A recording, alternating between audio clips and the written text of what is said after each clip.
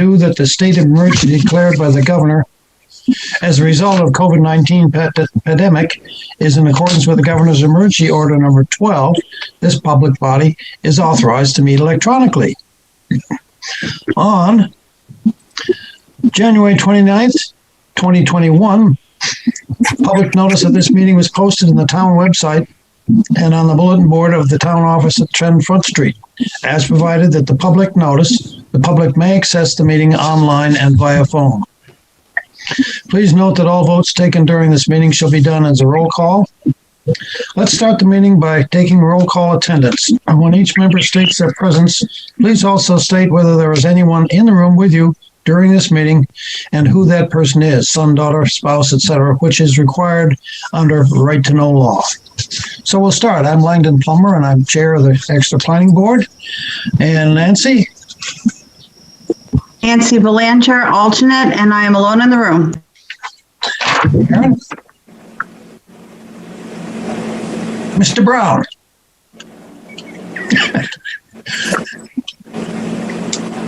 Hold on. Can you hear me?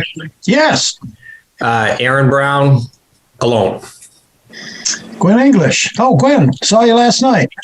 Hi, Lang. Gwen English, and I am alone in the room at the moment. Jen Martell? Jen Martell, and I am alone. Okay. Mark?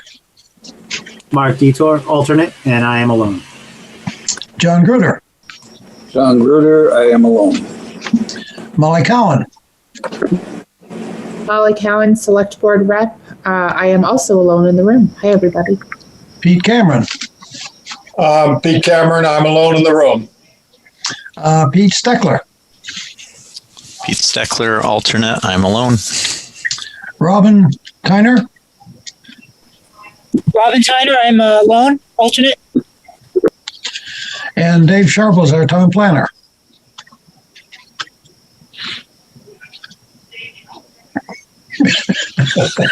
He's asking us to wait a minute.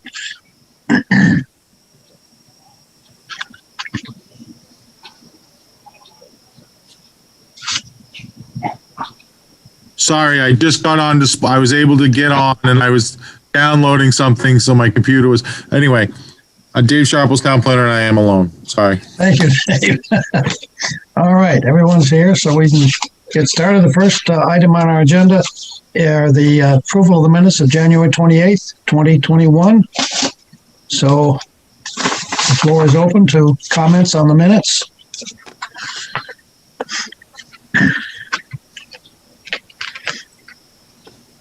Gwen, have you anything to identify in the minutes? Or Peter, you're usually pretty sharp on the dots and T's and They look great. Thank you. Okay. I'm open to a motion, please.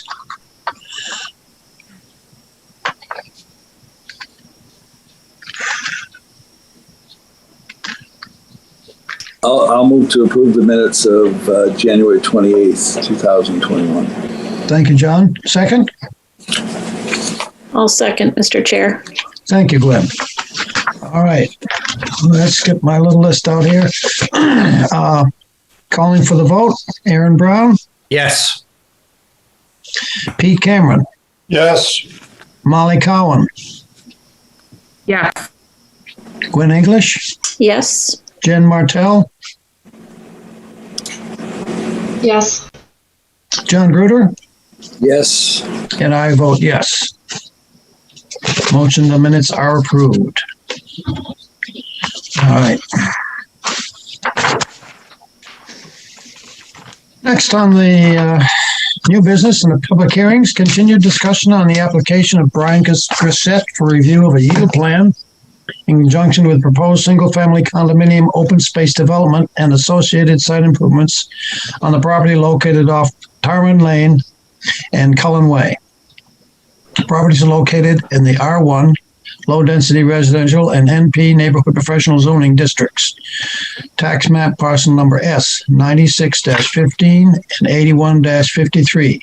Planning case number 22-2.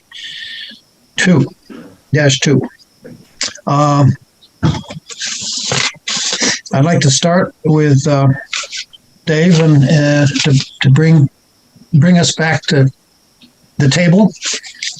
So, Dave, if you're ready, the floor is yours. Thank you, Mr. Chairman. Just at the last meeting, the item was tabled. You were deliberating the yield plan, and then we got some additional information, and you had determined that you would reopen the public hearing to receive that information. We got new information from the abutters as well as the applicant, and you have that information. They asked for a continuance at the last meeting to this meeting, so I would ask you to reopen the public hearing and accept those documents into the file. And then I will be able to, and I wanted to give a short presentation as well. Okay. So we'll reopen the meeting, reopen the public meeting so that we can accept additional information and comments from the public, and then move from there. And then first, just briefly, there was an application that was a conventional subdivision that staff met and talked with an applicant, not this, nothing to do with this property, but they were, proposing a conventional design where an open space design was required. So I gave a little presentation on open space versus conventional design, and some folks found it very useful, and I gave that presentation to the Master Plan Oversight Committee with Mr. Gruder and Aaron Brown, and they both thought it was valuable enough to say here it's not solely directly related to this project, but it gives a sense of what this, what a conventional design is, what a open space design is, and why we need a yield plan. So we thought it was beneficial. So I'm just going to share my screen here. And okay.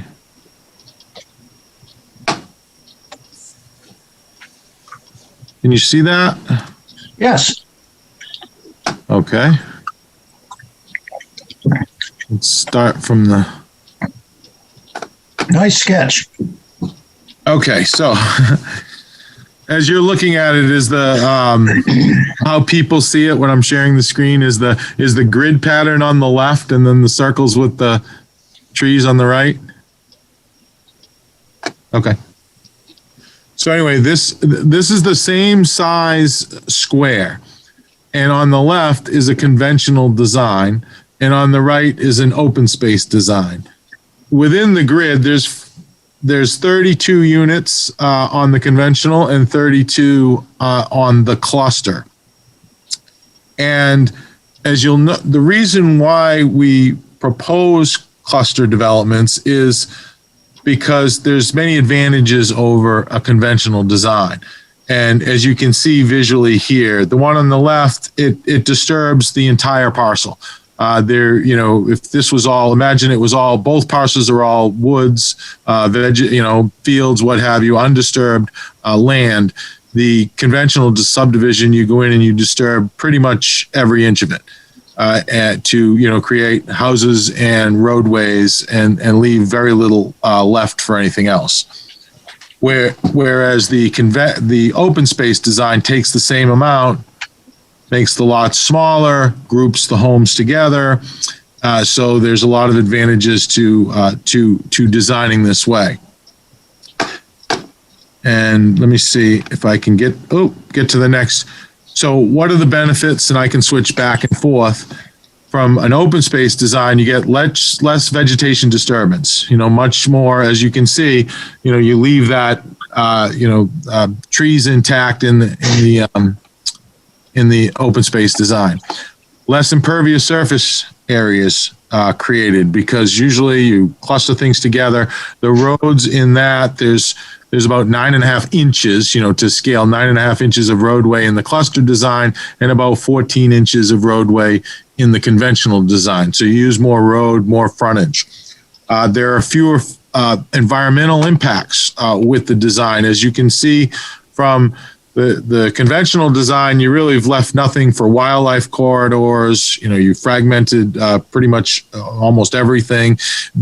What ends up happening in the grid pattern, the conventional design, something like this, it mostly becomes lawn area. There's very little natural vegetation left, whereas the conventional design, you keep a lot of that in place to provide, keep wildlife corridors in place. The trees provide for shade and wildlife habitat and attenuation of stormwater and evapotranspiration and air cleaning, naturally air quality and natural water quality filters. There's also, with the open space design, you have shorter road lengths. Usually you don't have as much road because you're clustering together, you're requiring less frontage. So along with less road lengths comes less drain lines, less sewer lines, less water lines, less curbing, less sidewalks. And that results in two things. First, it's lower construction costs up front, but more importantly, I think, is less long-term maintenance costs to the town. A picture, if you have a 1,200-foot roadway that you have to salt, sand, plow, maintain, compared to a 600-foot roadway, that's half the distance. It's half the salt, it's half the sand, it's half the plowing. And then one of the biggest things is when you have to redo that road, you have to reconstruct that road 30 years down the road and do a full box reconstruction. Instead of a $2 million job, it can be a $1 million job. So over the life of the maintenance of the asset, there's a lot less because it's less infrastructure. It's also obviously less tax burden on the community because when you go to reconstruct the road, it's much less to support the same amount of density. You also get another benefit of more natural outdoor recreational opportunities because you have natural vegetation that's left over, that's open space that everyone in the homeowners association and sometimes you in the public can enjoy if they allow public access. Also, the areas that are left open in an open space are permanently preserved. These natural, such as steep slopes, vernal pools, wetlands, wildlife corridor, because you've used the development rights of those lands to create the density to transfer into a smaller area. And then we ask that it's permanently protected from any future development through the HOA documents, which are recorded at the registry. And also, finally, it's greater design flexibility with that because you have more of a place to work with because you have smaller lots, you have smaller setbacks, and you can be more creative in your design and also protect the resources that you want to protect. So why did let me stop sharing here.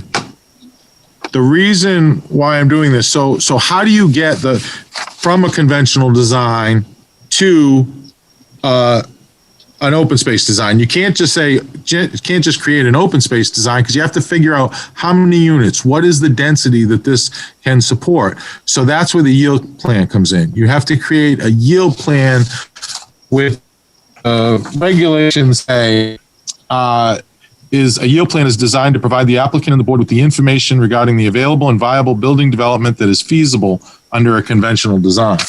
That's the standard. Is it feasible under a conventional design? I have heard some school of what it sounds like is sometimes you're applying maybe a standard to say, would I approve this if this was a conventional design? Well, that is not the standard, and we can't answer that question because we don't have that information.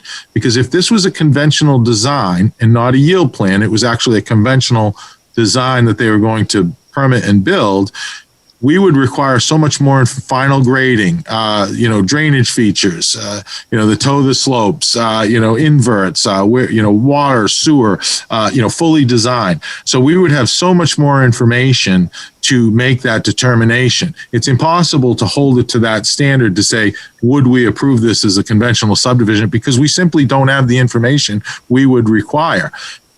For example, we don't require wetlands functions and values assessment of the buffers. So we don't get into the conditional use permit criteria. The sole purpose of the yield plan is to simply determine what density is allowed to be, to create the open space development. And we only require in the ordinance for the yield plans, we require topography, which is on there, man-made features including roads, trails, stone walls, and existing structures, easements and right-of-ways, abutting streets, lot lines, and other structures, public and private utilities, potential lots, including their dimensions, lot size, applicable setbacks, sewer, water, roadways. So that's it, and they have all that. So I know we get caught, into a deeper conversation, but that's all we require for a yield plan, and it's just to determine the density. And that said, I'm not saying you can accept the yield plan, you can deny the yield plan, but I just want, it's the purpose the purpose of the yield plan is just to simply provide a density count for the open space development. So it's a little bit higher level than a full, design and review. If this were an actual, you were going to permit this project and you were going to, approve this project or deny this project, you would need a lot more information. There's another way to do a yield plan. Like there's two ways, there's two ways to determine density that I'm aware of for these. And one is either through the yield plan process and the other is a mathematical formula. Sometimes you write a mathematical formula, you just write it into the ordinance and say if you have a 10-acre lot, well, then you back off 10% for utilities and roadways. So that would bring it down to 9 acres. You minus any wetlands or steep slopes or 50% of the wetlands or something like that, however you word it.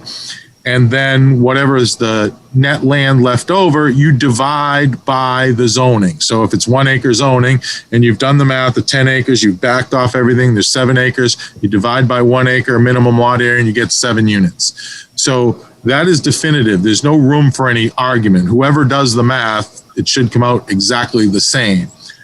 The problem with that, and we've talked about that I've advocated against in the past, is where land left in Exeter has a lot of pocket uplands. Usually that mathematical equation will result in a much higher density than the lot will support, because it counts all this pocket uplands that you really can't get to. So I think I just wanted to relate, really the yield plan is the best solution here. And I just wanted to explain that to hopefully help you, give you some background and hopefully help you to, understand what the yield plan purpose is for and what it's not designed to do. And it's not designed to be a permitted project. And because it doesn't get built, it's simply to determine the density of an open space development plan. So I just wanted that brief introduction. I didn't know if it was helpful or not. A couple of people said it wasn't at the master plan committee, so I thought I'd share it with the board. Thank you, Dave. John, you got a question? I do, Dave. And we may have talked about this. I don't remember. I may not have been at the meeting, but the project we're talking about tonight is a single-family condominium. Condominiums, in my mind, they own all the land together. There's not individual lots. Is there something different about if something's called a single-family condominium? No, there's essentially going to be 2 lots. There's at the end with when you do a condo, there is multiple lots, but there can be, okay. There's condos on one of the lots, and then there's the open space on the remainder of the lot. So that's the one that's permanently protected. And then the 1 lot left over is the condominium. So yeah, you can have individual, like in that picture that I showed you of the cluster, those little round areas where there was, lots, it could be just, that's a big circle lot and there's no individual lot lines between them. So essentially there would be 4 cluster lots and then 1 big open space lot that surrounds everything. It is effectively, I don't see much of a difference between the two, except one of them doesn't have individual lots. All the homes are on one individual lot and the open space on the other, whereas the opens in the individual lots, there's a bunch of individual lots and then the open space is on one big lot. But all the plans show lots. The yield plan. Oh, okay. That's the conventional design. There's no open space in a conventional design. A conventional design uses every inch of the property for someone's individual lot.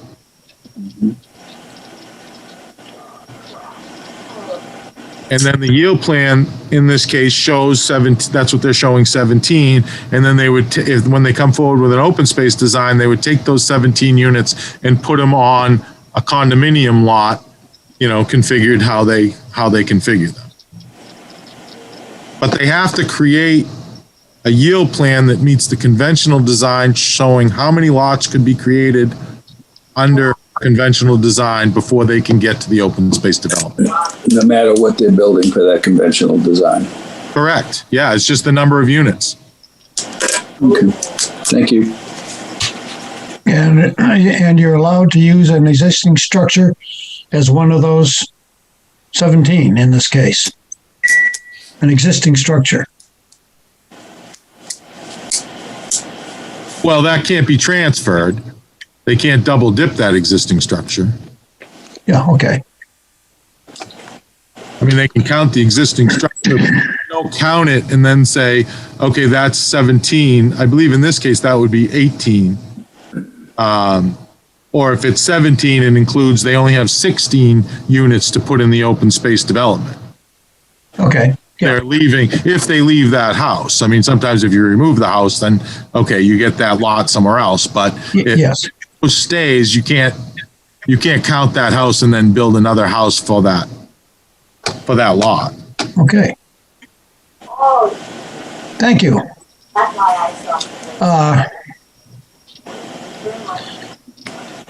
Aaron. Hey, Lang. Two things. I think we're getting into the case when we're supposed to just be talking about yield plans in general, unless we open the case. I'm not sure if you opened that. And then I just wanted to discuss if we were going to go offline to talk about the legal opinion that we got just today. Okay. I don't, to me, it was fairly straightforward. But if the board would like to do that, we can do that. I think it's a good thing personally, but I don't need the dialogue, but I'd be very open to it. Okay. Before you do that, did everyone get the Zoom invite I sent earlier in the event we do have such a non-public session? Yes. Everybody says yes. Yep.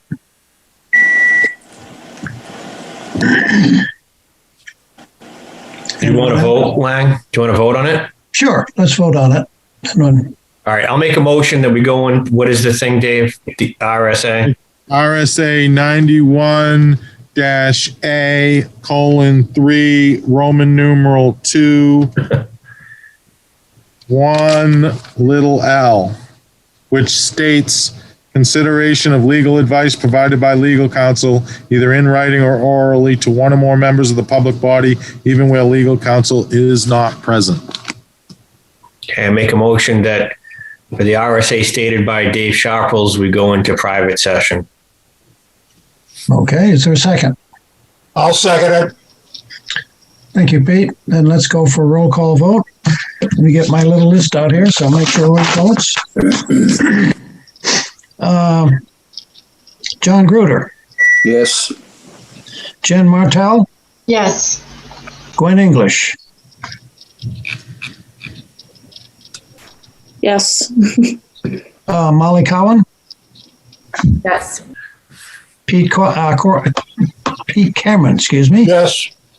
Aaron Brown. Yeah. Yes. And I vote yes. So Dave, give us our directions and we'll proceed. Yeah, all you have to do is everyone on the planning board leave this meeting and then go into the link that I provided you and log on to there. Everyone else on this meeting and channel 22, just stay logged on because we're going to keep this going. We'll just be in non-public session and then we'll return to this meeting when that non-public session is completed. Okay.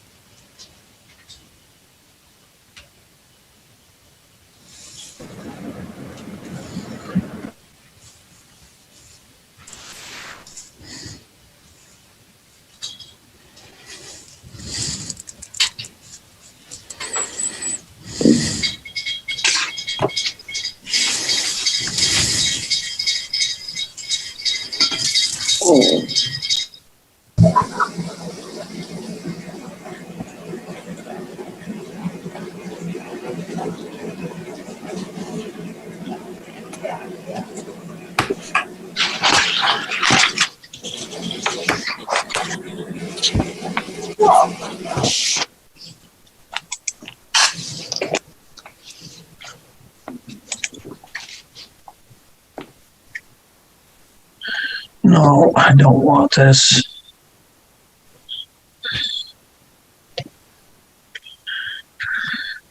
It's not a line.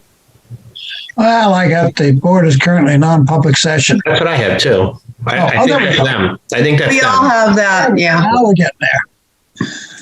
There we All go. those little electrons have to get lined up. Yeah. Okay, everybody, I believe, is here. Okay. So, Aaron, I'd ask you to make a motion, please. All right. I make a motion to seal the minutes of the non-public session we just held. Second. Thank you, Pete. All right, roll call vote. Molly Cowan, Yes. Pete Cameron, Yes. Aaron Brown, Yes. John Gruder, Yes. Jen Martell, Yes. Gwen English, Yes. and I vote yes. Motion carries. Okay, And I think you need to open the case line, maybe. well, it's an ongoing, Okay. this is a continued discussion. Yeah. So we're back to the, where we But were. we're in public. We're public again, right? We're now live. public in public meeting at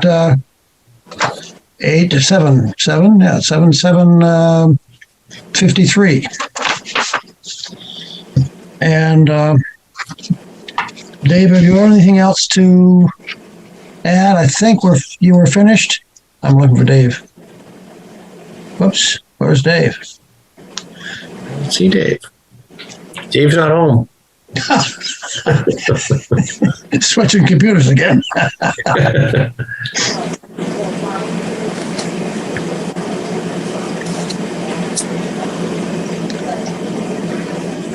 Wait just a moment.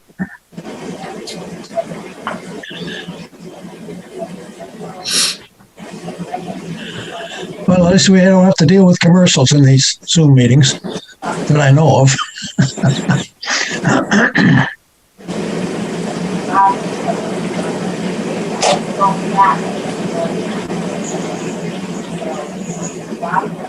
Mr. Chair, while we're waiting for Dave, can we just ask everyone who's not speaking to mute? Because there's a lot of background noise. Okay? Thank you.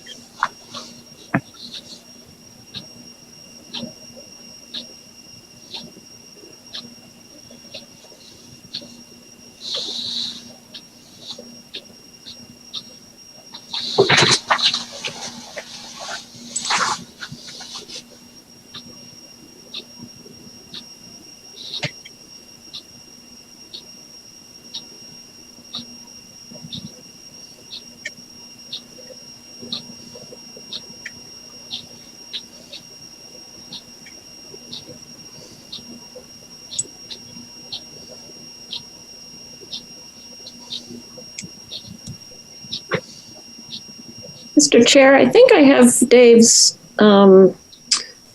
cell phone number. Do you want me to call him? Sure.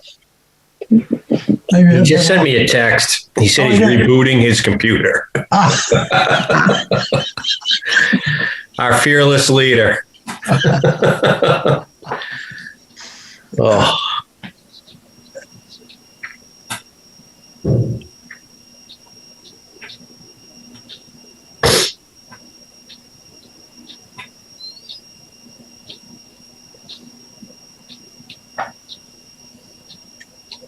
This is our strategy for wearing down the applicants and the attendees, is that it?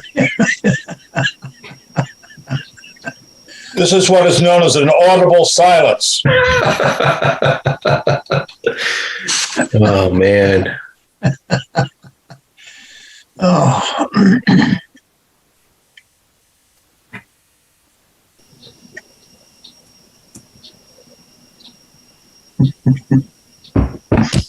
Dave said he's listening to the meeting. We can proceed without him. Okay. I was going to turn the floor over to Justin Passay, but he's out of his chair at the moment. There we are. Mr. Chairman, can you hear me? Yes, you're on. You have the floor, sir. Hello, good to be with you, Mr. Chair, members of the Planning Board. The public session is open. Okay, thank you. Yep. I appreciate everyone's time tonight. I'm joined tonight in my office by Brian Grisette, the applicant, of course, and Christian Smith, who is the engineer on the project, and Jim Gove is participating remotely, I hope, still. I want to start by just saying thanks to Dave, because I think his summary overview was really good. You know, we've been looking at this yield plan for a long time, and it's nuanced and it's complicated, and we've provided a lot of information. I was hoping to just quickly start by sharing my screen. Oh, if it works. Does that work? That works. Online. Okay, great. I just want to add and Dave did a great job of depicting what an open space, development is. And I just wanted to just show visually what it means in this project. So as everyone recalls, I'm sure, on the right side of the plan over here, this is what we call the Mendez Trust property. That's the property in the NP zoning district. That's about 31 acres. On the left side is the Grisette property. That's about 23.5 acres. That's in the R1. And then on the top of the plan over here, this is the property that the Grisettes previously conveyed to the town for recreation space. It's the baseball fields now. So when you add all that together, it's about 64 acres. And this is the yield plan. This is the conventional subdivision that we're depicting. But when I toggle to the yield plan, the site plan, we're not there yet. We're still talking about the yield plan, but I just want to show what the end purpose is here and why from the beginning this has been the proposal that has been favored by the Grisettes. You can see that ultimately this entirety of the Mendez Trust property is proposed to be conveyed to the town, which the Conservation Commission voted favorably on at this point a year ago. This area over here, which is part of the Grisette property, will be 10 acres of open space maintained by the proposed condominium association. And then the development here is proposed for this upland area on the top of the plan, which is a part of the Grisette property. I just wanted to do that because the ultimate outcome here is of 64 acres, it's about 50 acres, which is being permanently preserved, either through the rec space owned by the town or through the Mendez Trust property or through this area over here. So I thought I would start with that because I think it's just to piggyback on what Dave said. It shows what we're trying to accomplish and why the Grisettes have favored this plan from the beginning. So very quick overview from me, and then I'm going to turn it over to Christian and to Jim. But on December 4th, we provided you an overview, sort of the whole process to date, which I think is helpful. that also referenced our loan waiver request from section 7.13 of the site plan review regulations, which says that, yield plans can't require variances. We then had the January 14th planning board hearing. We offered testimony. We summarized our waiver analysis again. The day of the 28th of January, the next planning board hearing, there is a new analysis from Mr. Keach, which raised issues about wetlands and in the floodplain issues, which hadn't been raised or discussed to date. So we, requested a continuance. We've now obtained Mr. Gove to look over the yield plan and offer his opinion. He did that in a letter dated the February 3rd, I believe. So hopefully you've looked at that. Ultimately here we are, and we're hoping that tonight we reach the end of the public hearing process on this yield plan. Jim's going to address and summarize his letter and the contents of his review. And then Christian will then respond to the issues raised by Mr. Keach and those issues that have been reiterated by opponents to this project, many of which are just arguments that you've considered before. Christian will also analyze the conclusion reached by Mr. Keach that lots in the yield plan, particularly those on the Mendez Trust property, cannot be developed or wouldn't be developed due to floodplain considerations, which we would just submit is an opinion that's inconsistent with the regulations applicable in Exeter, which were not reviewed by Mr. Keach in his letter. We'll of course be available for questions, and we appreciate the opportunity to offer any rebuttal after any opposition to the project speaks. And hopefully after that, the planning board closes the public hearing and deliberates on the yield plan and the requested waiver. And our perspective, of course, is that the yield plan certainly satisfies the standard for yield plans that Dave talked about, that it's reasonably achievable, viable, feasible. And on the data that we've presented, we believe that, really beyond any doubt, the yield plan is just that, from a financial and cost perspective, from a logistics perspective, from a wetlands floodplain perspective, from an access perspective, from an engineering perspective, a legal perspective, and from a zoning regulatory perspective. This yield plan has a special exception. It has a variance, and despite the scrutiny that's been applied to it for months at this point, there are no violations of the town regulations have been identified. And then we would also submit, obviously, that on the basis of what we've already argued to you several times, verbally, in writing, that the waiver from 7.13 should be granted. We believe the purpose of that section is to prohibit yield plans that would require variance relief, not yield plans which have obtained, like this yield plan has, relief from the ZBA to be used in this exact open space development. And then the last thing I wanted to say before I turn it over to Mr. Gove is that in the filing that we provided to the board in January, there was a couple of critical pieces of information that I hope the board reviewed, because it really captures, I think, the essence of what we're talking about from a feasibility and reasonability and viability perspective. The Gove Group's analysis dated January 15th goes through and looks at all of the lots across the yield plan.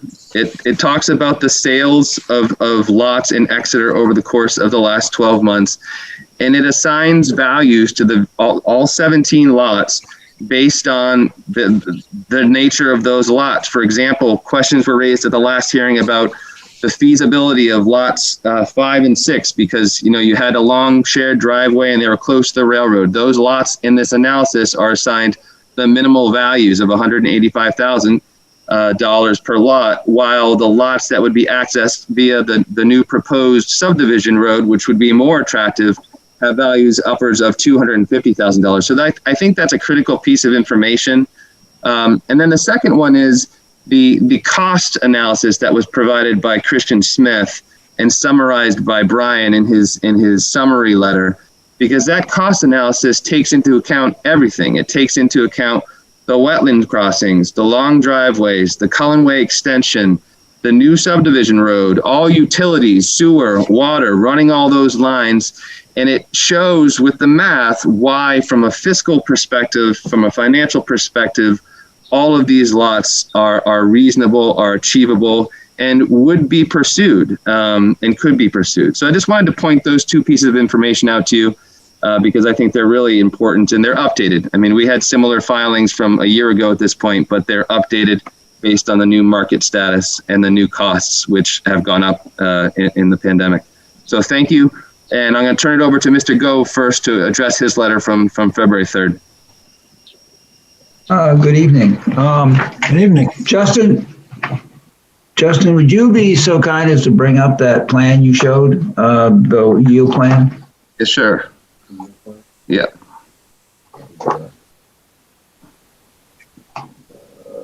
I got it here.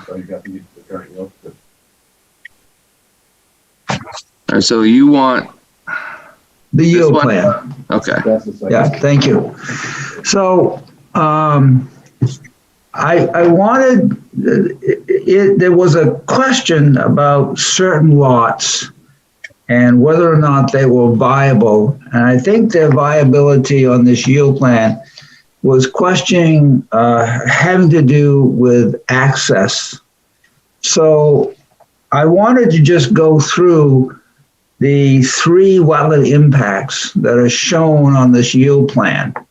And be able to describe to you what they are and why I actually believe they would be viable and they would be permittable from the Department of Environmental Services. So if we go to the first one, which is up on the Grisette land, that's an impact, wetland impact, and perhaps you, yes, thank you. That impact, which is called Wild Apple Lane,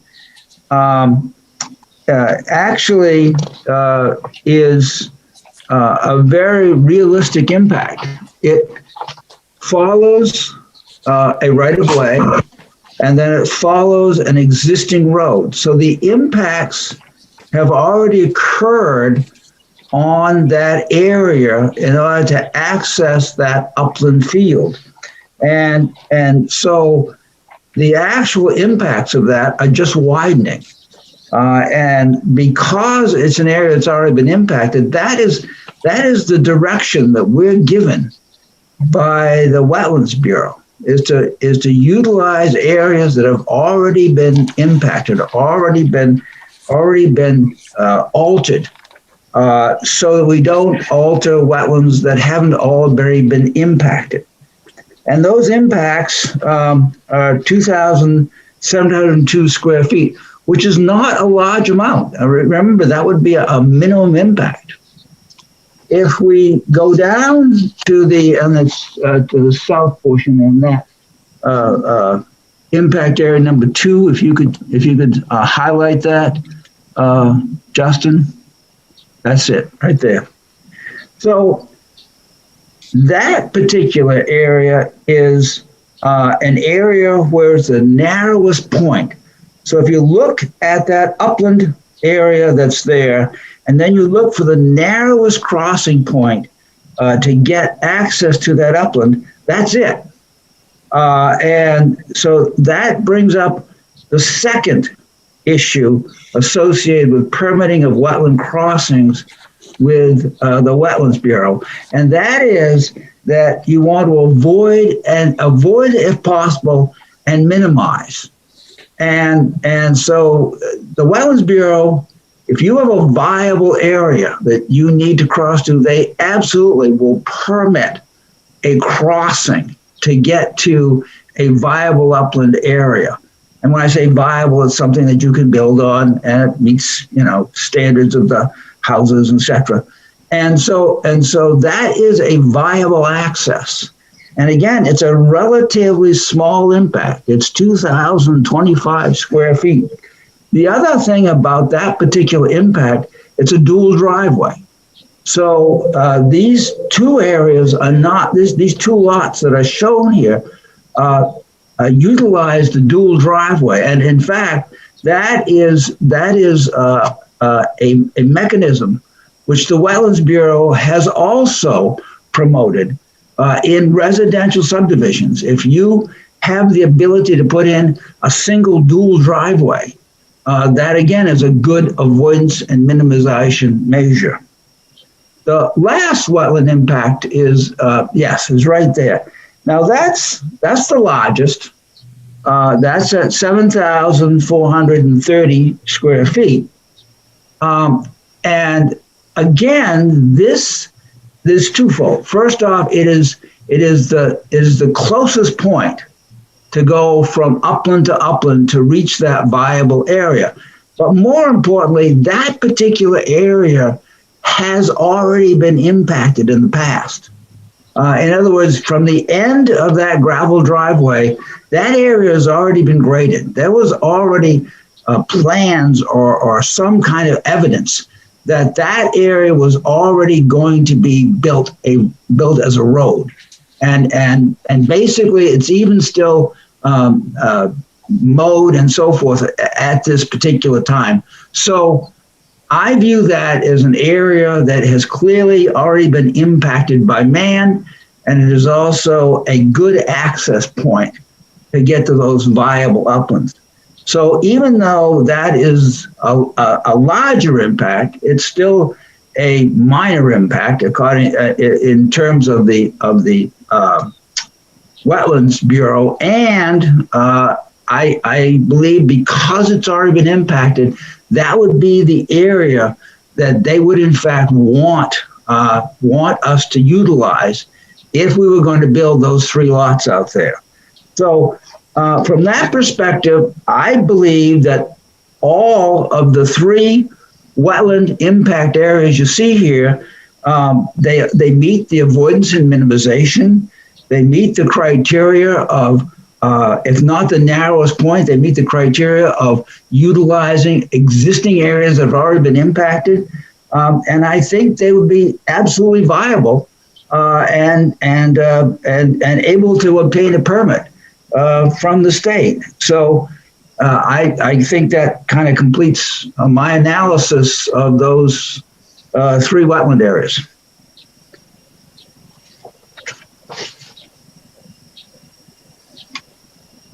Mr. Chair, I don't know if you have any questions for Mr. Gove. If anyone on the planning board does, certainly we could entertain those. Otherwise, I'm going to flip it to Mr. Smith.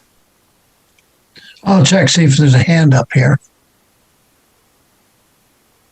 I don't see any hands. So, okay, Mr. Smith will take over here. I'm going to stop sharing my screen so he can share his. That'd be nice. Okay, will do. Good evening, Mr. Chairman, member of the board. Thank you. I will essentially put up the same screen that that Justin just had up for the initial portion. I'll have to scroll, zoom out a little here. There we go. I think that's reasonable. All right. Thank you. Again, just to reiterate, tonight we're here discussing the yield plan that relies on the conventional subdivision standards only. So while the site plan has been briefly referenced, that's not really something that we judge the yield plan from.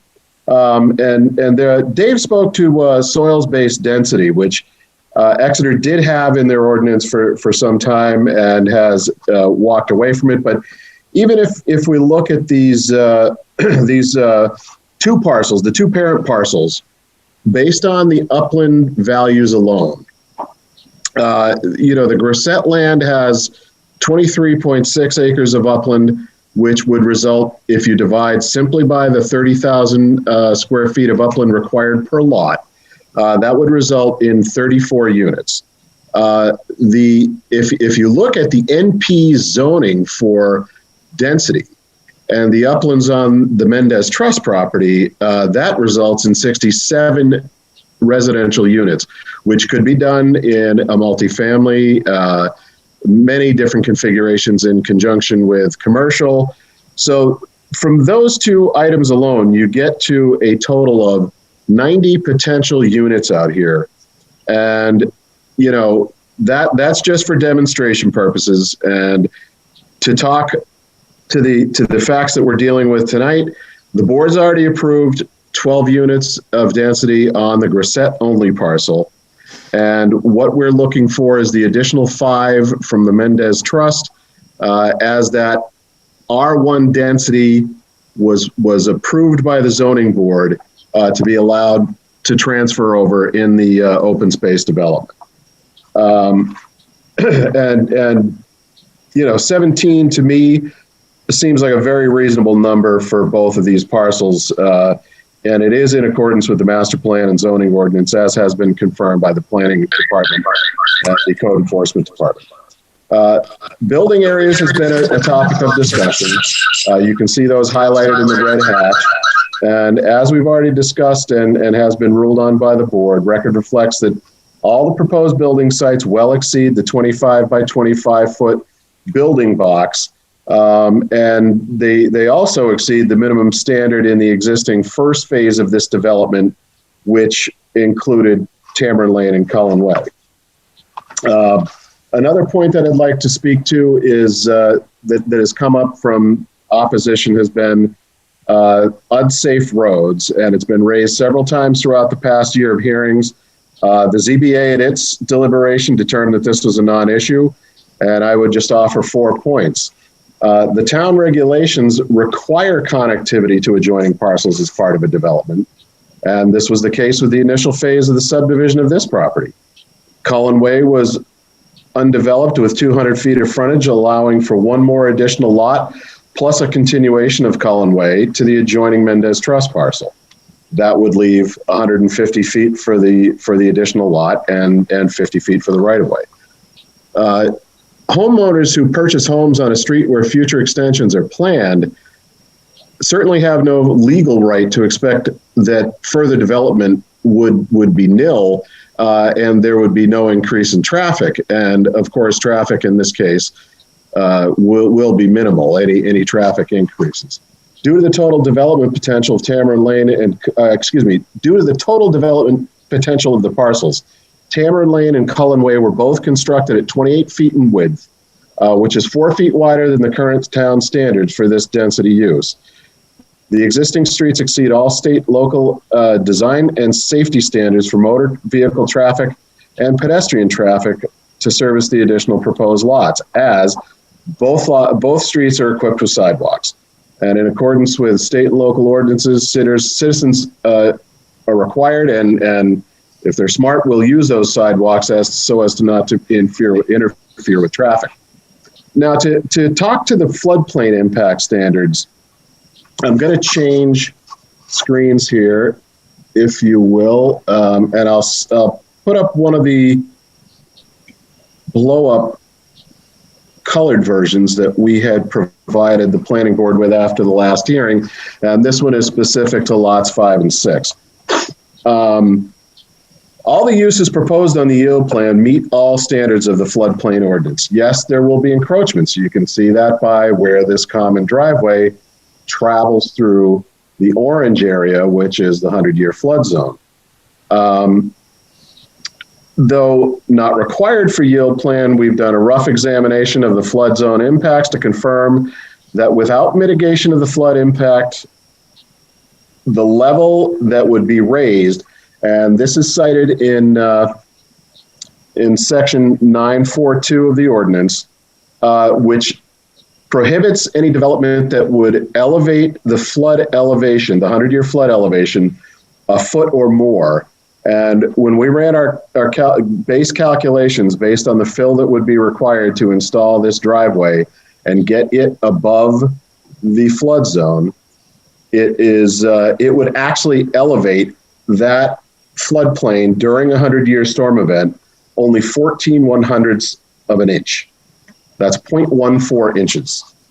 And we identified at minimum 2 areas where mitigation could be done, and I don't think you can see it on this small exhibit, but it's basically consists of the farm road that runs and used to run out to where the ball fields are, and we could actually completely restore and replace any floodplain that is disturbed or removed from flood zone elevation from the construction of these 2 lots by removing a section of that and the culvert that connects the 2 sides underneath that particular road base.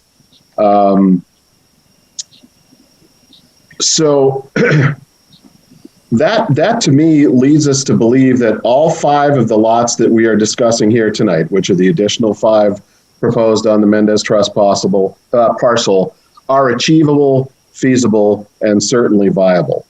I'd just like to point out that I absolutely concur with Mr. Gove's opinion that the yield plan conforms to all the wetland permitting standards through minimization and for the purpose of developing reasonable usable uplands. And you can see, I mean, although they are isolated, I mean, this upland goes, well further out to this point, but these are not small upland areas. Yes, the buildable envelopes get small because of the setbacks to the environmental features around them, but they're viable, buildable uplands. And I think that Jim's presentation was very good. And we do have slightly over 10,000 square feet of impact proposed for the overall wetland impact on the yield plan. And because it is slightly over 10,000 square feet, would likely require some mitigation, which would be a payment into the NHDES ARM fund. And I will defer to Jim on what the actual cost of that might be at this point. But added, to the individual lot or per lot financial analysis that we provided, you'll see that the project is viable and each lot individually is viable. Again, we feel that the proposed, we feel that the proposed 17 units on 63 acres are reasonable, feasible, and viable. We did provide you with the updated cost analysis and market analysis, which we feel proves the viability of each individual lot proposed. And as to the viability of some of the lots has again been raised. You can see, I think, through that updated market analysis and the cost estimate, it's pretty self-explanatory that all 5 of these lots are unquestionably economically viable. And with that, I'll see if Justin wants to make some closing arguments or statements. And short of that, we will address questions. Mr. Chairman, the other thing I wanted to add, and I doubt, unless Jim has the calculation off the top of his head, which he probably does, maybe not. He's laughing. Maybe not.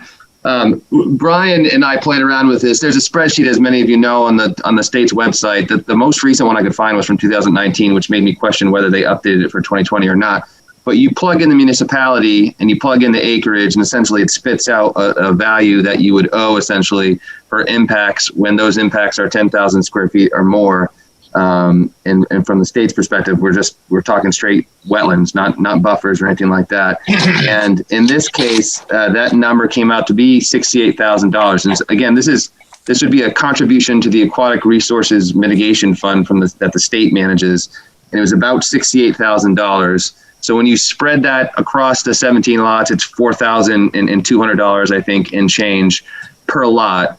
And when you take that number and when you set that off against the value that we've calculated and presented to you in the documents we've provided, it's a minimal additional impact to each lot, which does not at all compromise the overall achievability of each of the 17 lots depicted. So I just wanted to sort of further firm that up a bit. But certainly, if there are any questions from the planning board, we're happy to address those now. Okay, thank you. Thank you, Jim, and thank you, Christian and Justin. Questions the board has at this point? I can't hear you. Oh. Can't hear me? I'm on, I think. Hello? Oh, there we go. Thank you, Mr. Chair. Yep, thank you. Got it. All right. So does the board have any questions or comments they wish to make at this point? Dave, do we have some folks in the public that wish to speak? Yes, we do. We have Peter Lennon and, it lists Susan, I don't know how to pronounce that last name, and Mark Page. And Lisa and Neil Blanken and Patrick. We've got quite a few. So start with Peter Lennon and I'll call them in the order. Okay. Peter, are you there?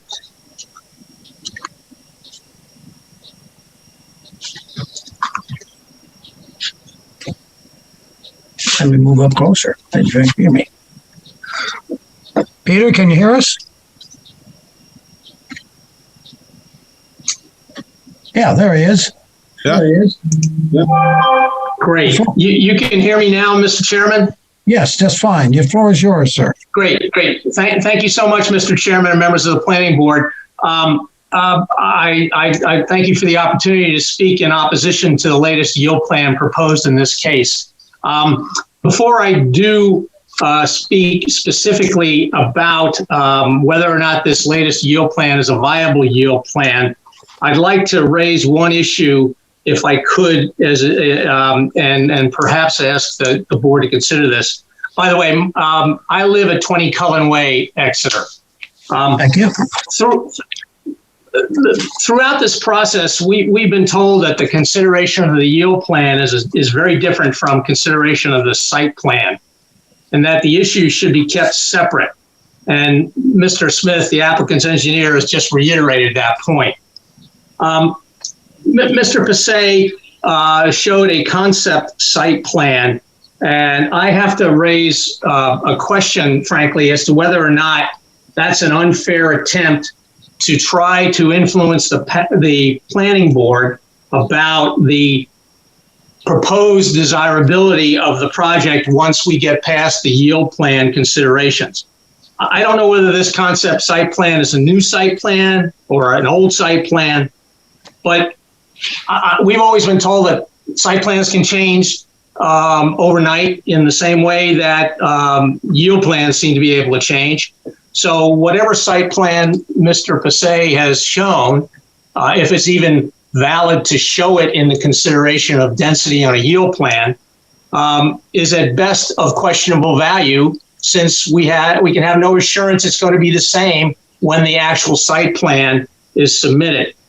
I guess I would also wonder whether introducing this concept site plan during the considerations of the yield plan raises any legal issues, since it would seem to be that the concept site plan is outside the criteria and considerations that are supposed to relate to the yield plan density. So with that as an introduction, I know Mr. Passay asked that he be given the last word during this process. I guess I would say that both the objectors as well as the proponents of this process have had ample opportunity, and with the closing of this public hearing, I think the record will be clear. I don't know why the applicant should have the last word. I think the objectors' positions are just as valid, but I will leave that up, obviously, to the planning board. I'd like to have the planning board to have the last word.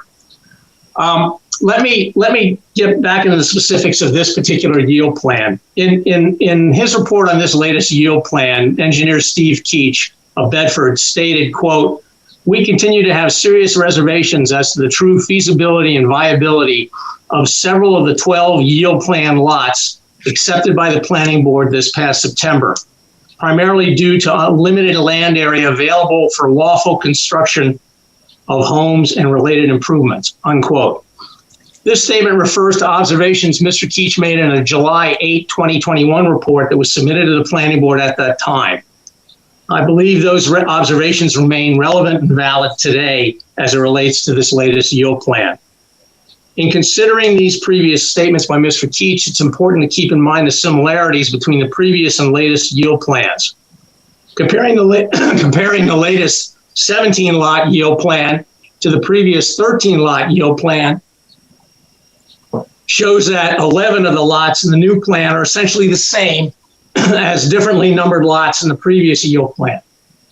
Also, all the units except the already existing unit in the latest yield plan appear to be the minimum 25 by 25 boxes that were shown in the previous yield plan.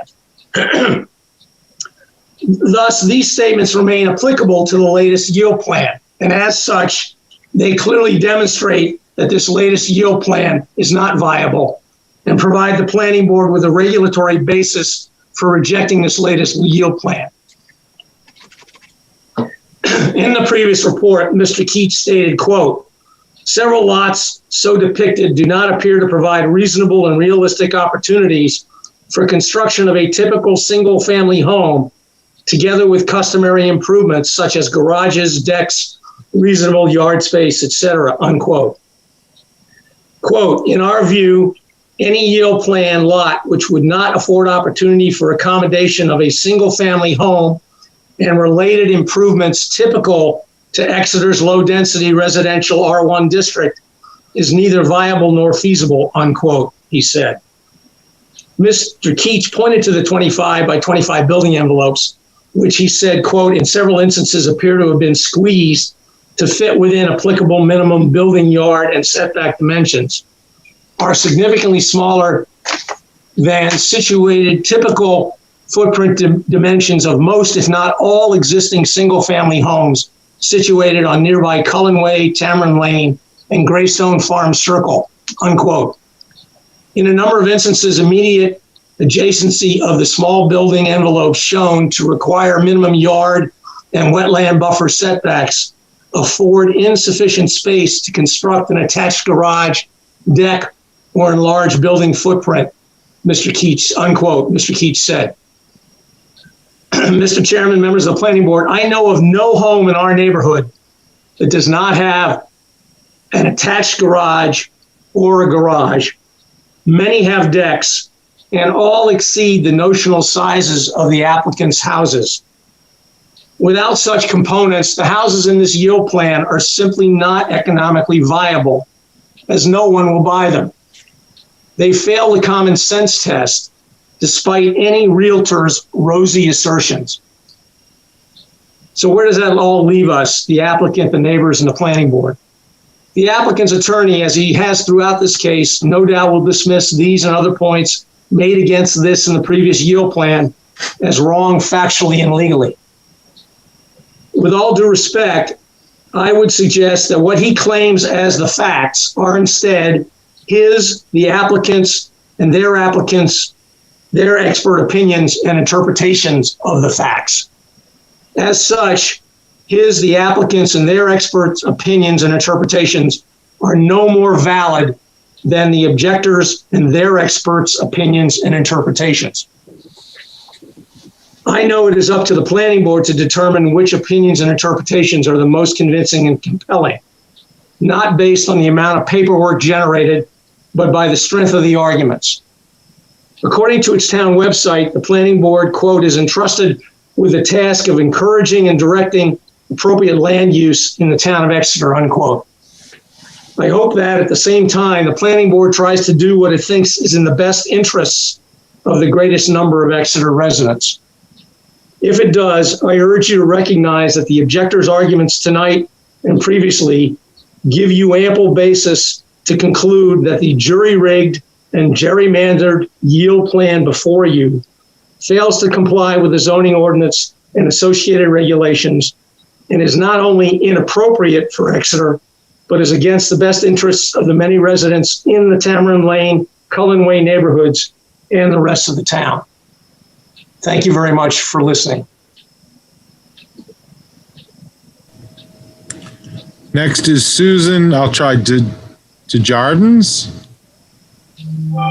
Sorry if I didn't. I can hear Susan Desjardins. Thank you, Mr. Sharples. And how can you hear? Can you hear me okay?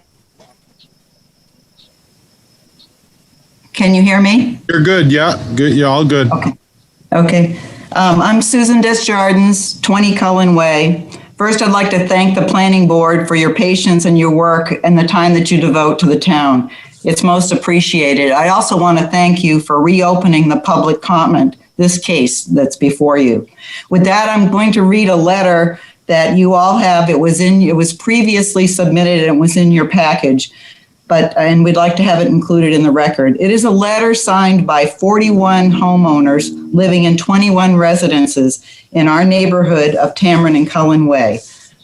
It is dated January 26, 2021. Dear Chairman Plummer and members of the Exeter Planning Board, the undersigned residents of Tamron Lane and Cullen Way, Exeter, want to express our strong objection to the proposed yield plan and subdivision development as presented in case number 20-1 before you.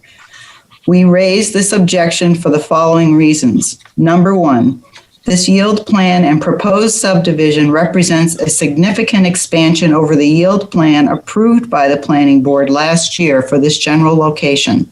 The approved plan contemplated the placement of 12 houses with a limited access road from Tamarin Lane and no significant access from Cullen Way.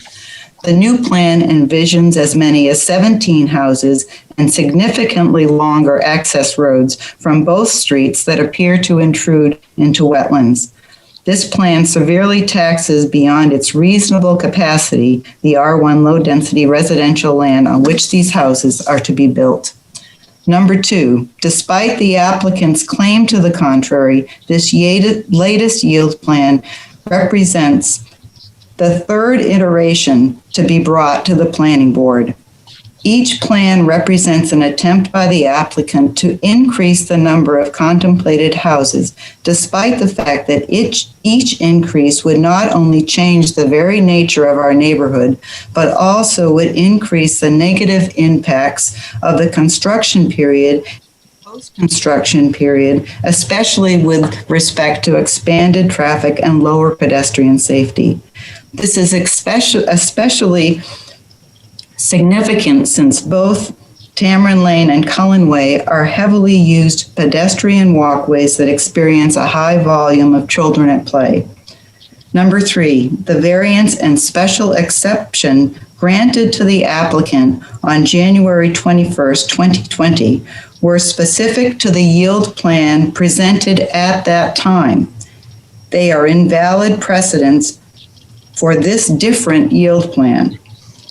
This number four, this yield plan, like the yield plan approved on January 21st, 2020, relies on a density transfer granted by the Exeter Zoning Board of Adjustment, ZBA, that the ZBA lacks the authority to give.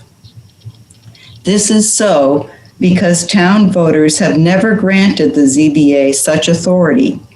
In addition, this latest yield plan requires another zoning variance that would violate site plan regulations. These deficiencies are unlikely to survive a court challenge.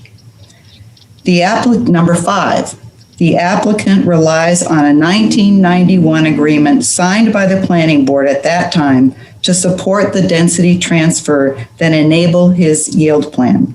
Despite the applicant's claim otherwise, there is serious legal question whether a 30-year agreement under now outdated conditions and assumptions remains valid. Number six, despite our serious attempt to engage the applicant in negotiations to reach a realistic compromise that would reduce the impact to our neighborhood, the applicant has made no real attempt to negotiate in good faith. His only response has been to reiterate the outlines of his varying proposals that accomplish 100% of his objectives. And number seven, the redrawn lot lines in the latest yield plan, especially with respect to locations only 50 feet from frequently active rail tracks, undercuts the applicant's claim that the contemplated subdivision is realistic, feasible, and financially viable. We would ask that the entire letter be placed before the Planning Board and incorporated into the official record of this case. Thank you in advance for your consideration of these views. Cordially, and I won't read all the names, but it's 41 homeowners and 21 residents that represent 21 residents, and you have that list in front of you. Thank you very much.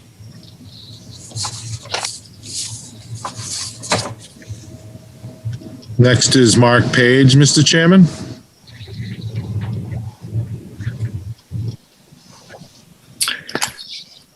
Thank you, Mr. Chairman. I hope folks can hear me. Thank you, members of the board. I want to thank Dave for that conceptual model of the yield plan. I think on a theoretical level, it presents what most of us would understand as an open space development. I think, and In this case, of course, with those models, the devil's in the details. And I would say that for the board's consideration, that there might be a vanilla theoretical model, and then there's ones that become more complicated and become, to continue kind of an ice cream metaphor, a rocky road. But what I wanted, my intent this evening is simply to read a letter that's narrow in scope that draws the board's attention to the town's engineer's opinion about certain building envelopes and the reasonableness of the applicant's yield plan. And so I'll read from that letter. Dear members of the planning board, I request that the board revisit the town contracted engineer's comments regarding the building envelope depicted in the yield plan. And I did attach the engineer's comments to this letter, which I believe are in your packet. The town engineer reviewed the applicant's yield plan and initially concluded that, quote, although in practicality, some of these lots would not be buildable, on paper, they appear to meet the requirements. And by requirements, I believe she means the technical requirements, such as setbacks and things of that nature. A plain reading of these initial comments suggests that while the plan may meet certain objective requirements, some of the depicted lots are not realistic or viable. I can't imagine a lot being realistic or viable and not being buildable. Either way, the yield plan fails under a subjective assessment of the reasonableness of the plan, which is the planning board's job this evening. The town engineer, later revised her comments at the request for clarification by the town planner, and her amended comments read, in response to your request for clarification, my comment, I would like to amend my choice of the word buildable to the word desirable. So even the amended characterization of the envelopes in certain lots, from would not be buildable to would not be desirable, questions the overall reasonableness, viability, and feasibility of the plan. The second point I'd like to make is that there are no town regulations regarding the building envelope minimums. And this goes to an operating assumption that I think drove the town engineer to revise her initial comments from not buildable lots to not desirable lots, which I contend either way make the plan unreasonable. The town contracted engineer's clarifying comments that they would not be desirable arose on a suggestion that the board previously approved similar building envelopes in Rose Farm. And in the letter I cite to the email string that notes how she arose at this change. Her amended comments reflect a view that if the board approved building envelope size in Rose Farm, it must do so in every subsequent case. But to my knowledge, there's no codified regulation governing minimum building envelopes that, if satisfied, would, quote, check the box of the yield plan approval. The question is open to a case-by-case assessment. A reasonably achievable yield plan or building envelope in Rose Farm may be unreasonable in this case. And here, the town engineer's comments on the building lots, both initial and revised with respect to this proposal, call into doubt the overall reasonableness, feasibility, and viability of the applicant's plan. I want to thank the board for their time in this long process and for the opportunity to comment. Thank you. Next is Lisa and Neil Blaken. Hi, good evening. Can you hear us okay? Yes. Okay, so we put both of our names in. I'm going to read first from a letter we submitted for the last meeting on January 28th, and then Neil is also going to present some details from Steve Keach, the civil engineer's memo. I did submit this letter prior to the last meeting, and I'll make some comments from it, but then I also have a few additional thoughts that I'll just add this evening. Thank you again for the opportunity to comment tonight. We wish to highlight a few points as the board considers this latest yield plan. First, as has been mentioned, the transfer of density that this yield plan requires has not yet been adopted by town meeting as an innovative land use control in Exeter. Second, irrespective of the above, as Sue mentioned, the town and the Grissettes agreed in 1991 at that time to the maximum number of lots to be built on the Grisette parcel. According to this agreement, no more than 10 lots remain for a cluster subdivision, inclusive of the lots from Brickyard Park, following the development of the Exeter Green subdivision and Greybird Farm Circle. And then thirdly, I want to just kind of expand on a lot of the comments and discussion around the wetlands and flood zones and such. The lots yielded from this current plan depend on expansive flood zones, wetlands, including priority prime wetlands and shoreland protection district. By acreage, more than half, almost 2/3 of the sealed plan is wetlands. An even greater percentage is in an AE flood zone. One wonders about the construction and flood insurance costs, the desirability of a home in an AE flood zone, and the impacts of building on these lots, as well as the impacts to surrounding homes.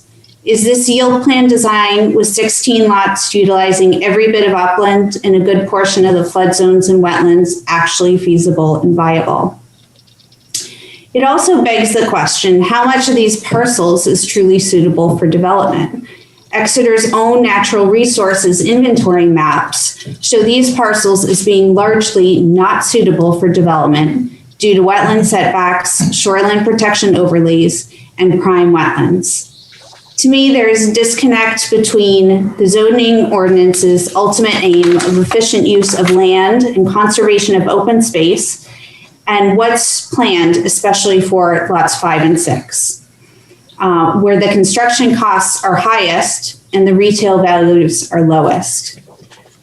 There, the prime wetlands and vernal pools have great function and value. The town recognized this in these prime wetlands when it designated them as such. And the state too places a higher priority on their value and provides additional protection. Yet these lots have the highest construction costs by far and the lowest retail values.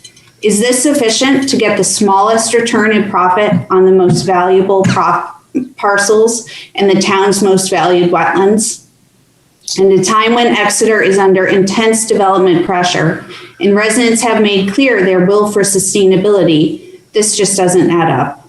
We hope what is planned and ultimately built is viable, feasible, sustainable, and appropriate for the Grisette and Mendez Trust parcels within the letter and spirit of Exeter's regulations and ordinances, intolerable, ideally even beneficial for the surrounding parcels, habitats, and neighborhoods.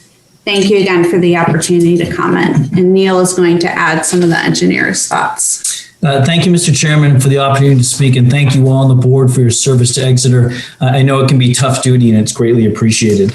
I'm Neil Blake, and Lisa and I live at 11 Tamron Lane. I just wanted to add that. And I'm going to read a couple of points from our engineer Steve Keach's note you have from January 28th, 2021. I'm not going to read it all. I incorporate it by reference. It's in your packet, but I'm going to read from 3 key parts. Under section or the bullet point number 2. As shown on a series of drawings and exhibits submitted with the current application for yield plan amendment, the majority of the reported 30.76 acres at lot 81-53 is comprised of land identified as jurisdictional wetland, including several acres of prime wetland. Further, the same drawings and exhibits suggest an even greater portion of lot 81-53 is situated at or below base flood elevation.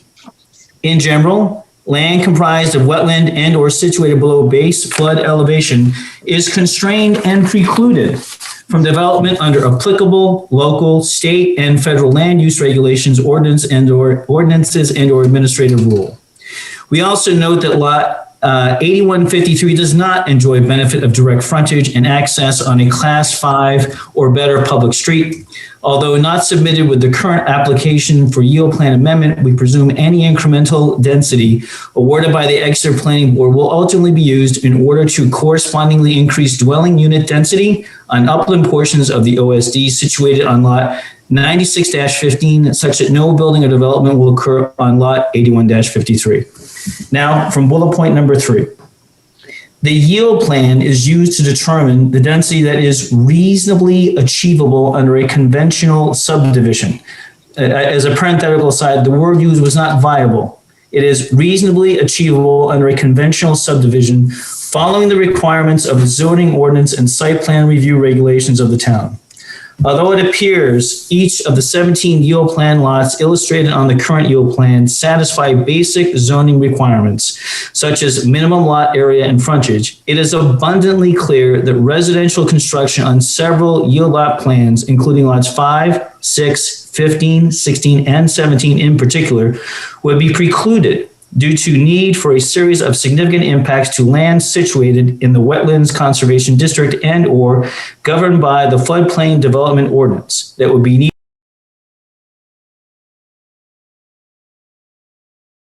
construction of dwellings situated remotely from future and existing streets intended to provide these lots access and frontage.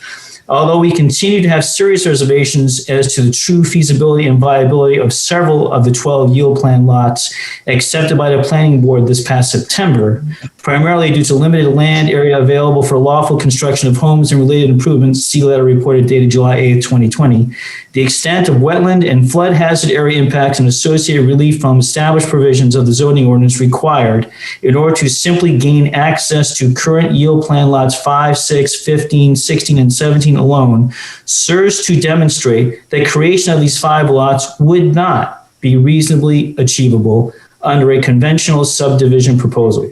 Correspondingly, in our opinion, none of the aforementioned yield plan lots satisfy the requirements of section 7.7.1 of the zoning ordinance as presented. Now, lastly, bullet 4. Lastly, as information submitted to the planning board for yield plan consideration demonstrates, whatever the extent of OSD density ultimately awarded is, the number of dwelling units will likely be situated on limited upland area, generally situated in the vicinity of yield plan lots 1 through 4 and 7 through 10. Although public discussion and dialogue, which has occurred to date in response to the owner applicant's pursuit of OSD approval, has for the most part properly focused on yield plan considerations, it must be recognized that approval of an overly aggressive yield plan has potential to invite overutilization and crowding of those limited at this location. In our view, it is important to be mindful that the resulting measure of approved yield plan density must sited on 2 limited areas of upland that are further constrained by need zoning ordinance requiring buffering of immediately adjoining residential neighborhoods and wetland. Given lack of land upon which to properly site and construct residential dwellings together with streets, drainage, improvements, and utility infrastructure, we fear the currently proposed yield plan may seek approval of a greater measure of density than the limited area of land available for construction can reasonably be expected to support. Although proper determination of yield plan density is a necessary first step in advancement of an OSD application under Article 7 of the existing zoning ordinance, it must be recognized that the measure of residential density that is the outcome of that determination must ultimately be cited and constructed in a manner consistent with all other applicable requirements of the town's adopted land use regulations and ordinances, including stated purposes and objectives of the zoning ordinance in general, Article 1, Section 1.2, and Open Space Ordinance, Article 7, Section 7.2. Thank you so much for this opportunity to present. We strongly oppose this yield plan. Thank you. Thank you, Lisa and Neil. Dave? Next is Patrick Flaherty. Patrick. Floor is yours, sir. Good evening, everyone. Appreciate the time today. Patrick Flaherty, I'm at 8 Tamarind Lane. From the pictures and depictions that have been shared earlier, our property is directly to the north of where all of this development would occur, and essentially to the left of the ball fields that have been brought up several times. So all of this development is occurring essentially directly in my backyard. We are definitively, without a doubt, the ones who are most directly impacted by whatever will be eventually developed, regardless of approval of this plan or any other or the prior plan. The one thing that I want to continue to do here is I voiced support previously, and I'm going to continue to do so. The main reason that I am going to continue to do so is because the inclusion of the Mendez Trust in this plan, to me, brings an amount of certainty to what will occur within our neighborhood. I have no doubt that something will be built on that Mendez Trust NP property. My concern is that what would potentially be built there would use Cullen Way as an access point for that. I have no desire to continue to push more traffic down our street. I would much rather have the activity centered and situated as far away from impacting the greatest number of people who have voiced concern on this. Not knowing what the eventual outcome of that NP property is, for me, this plan brings certainty to that, and I'm going to continue to voice my support for the inclusion of that property within this plan and the approval of it. Thank you. Thank you, Patrick.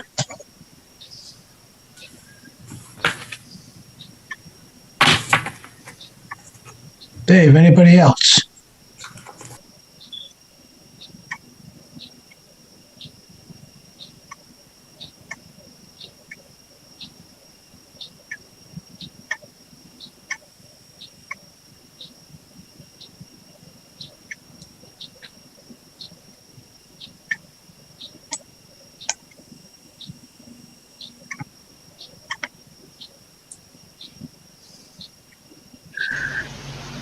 Mr. Chair, there are no other hands raised in the attendees list. I'm not sure what happened to Dave.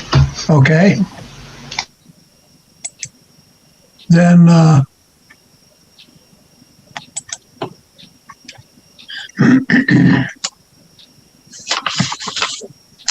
any other concerns, comments from the board? Come on.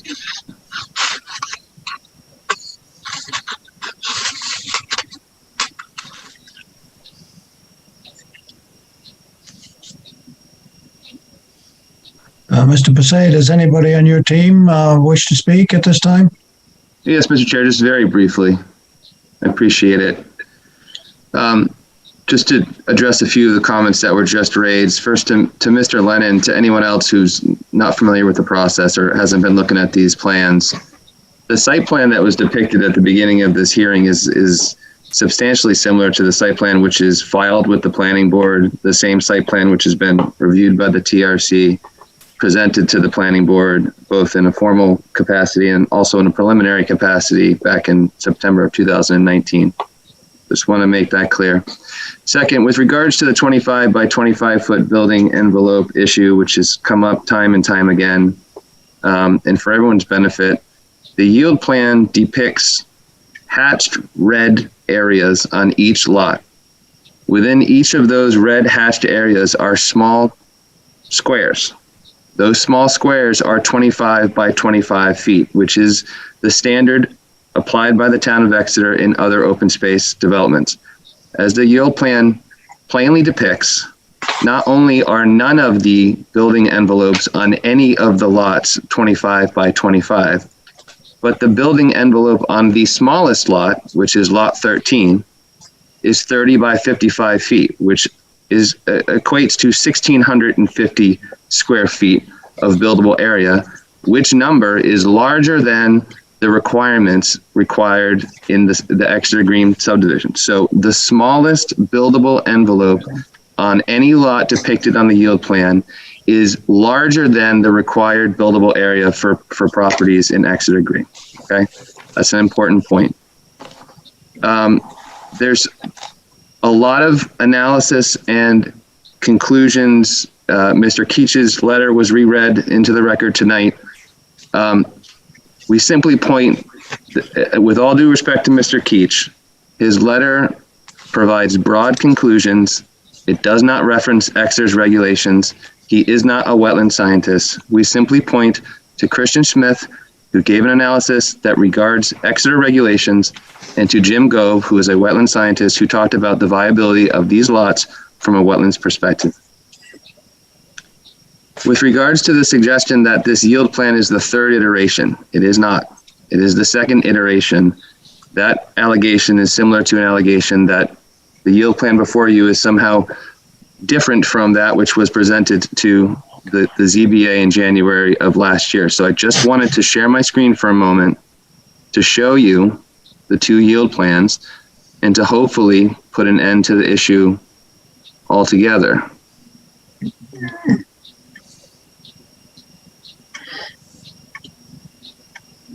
Here is the yield plan dated down here.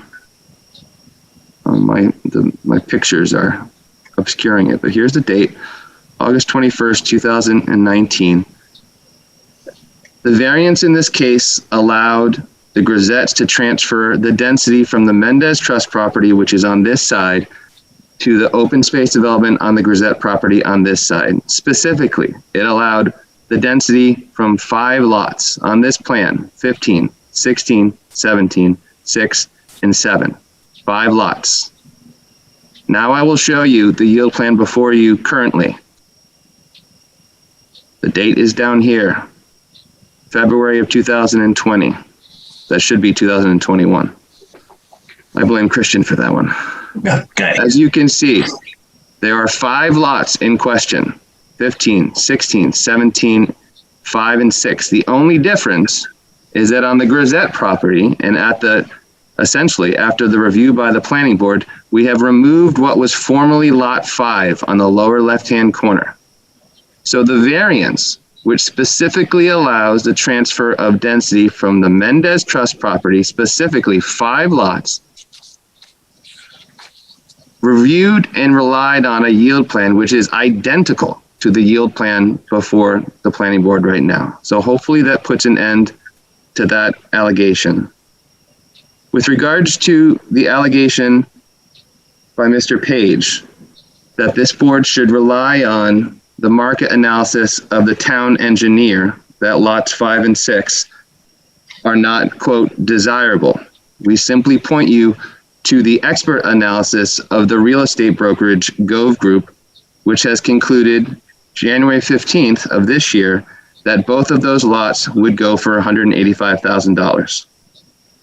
I would ask the board to just apply common sense to this. Not only is the respected opinion of a town engineer on this not as persuasive as that of a real estate brokerage, I think we can all attest to the fact that particularly in these days in Exeter, even lots like this will go for a high value, which conclusion is further supported by the data provided by Mr. Grisette in his long filing a few weeks ago, which depicts a long list of properties in Exeter that have shared driveways or are awkwardly shaped. I ask you to consider that evidence as you proceed. Finally, with the remainder of the legal issues, I'm not going to address them. We have filled volumes with our responses. We have provided lots of written evidence. I know that you've reviewed that stuff. I know that you have the opinion of your legal counsel. The arguments can be distilled to a request for you to ignore a ZBA variance, which the opposition did not appeal, for you to void a 30-year contract, which the opposition has no standing to enforce. And finally, the repeated insistence that somehow what the ZBA did is a transfer of density, when in this record, we have provided the written evidence of the testimony of the proponent of the underlying statute, Ben Frost, on the floor of the state legislature, who explained what the point of the density transfer was. This is not a density transfer. This is an open space development. This type of transfer happens in Exeter. It's happened most recently in the Rose Farm case. So that's it. I appreciate the board's entertaining our final comments here, and we appreciate you looking at this tonight. Thank you. Dave, you're back. Is there any other people in the pubs that want to speak? There is no one with their hands up. Okay, I will close the public hearing at this time so the board can go into deliberations. So the public hearing is now closed, and I turn to the board. We do have a waiver to deal with. Is there any other discussion before we get into that? Okay. I need Justin back again.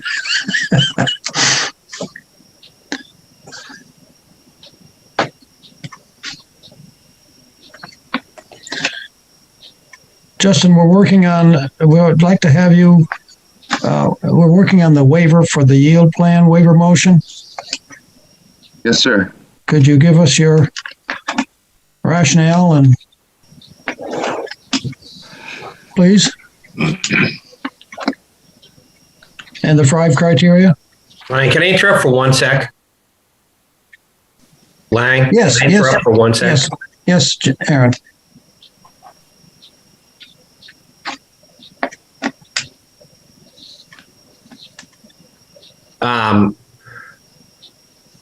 We've discussed whether or not this waiver was necessary, right? Yes, we have. Okay. So you feel like that we're done with that discussion? You actually, as a board, voted last May to require the variance. The waiver. So we have to go in that vein, Dave, because that's part of the case still? Yeah, I don't know, go or have to go, but you voted, I was just saying, you voted last May to require the applicant to submit the waiver request. Well, because I will say, Lang, from my perspective, I think it's an unnecessary waiver. I don't think they need it. I've spent some time reviewing the ordinance, reviewing some other legal criteria in these yield plan situations in other towns. And it would be, in my opinion, abnormal to not allow someone to present a yield plan that would expect to get waivers, just like a conventional subdivision. It's more common than not that there are variances and waivers attached to conventional subdivisions, and would be expected in yield plans as well. If it's the will of the board to require the waiver as we had before, I certainly won't go against that, and I'll participate in that process. But I do want it to be understood that I don't think it's necessary. Okay. Anybody else on the board like to chime in on this?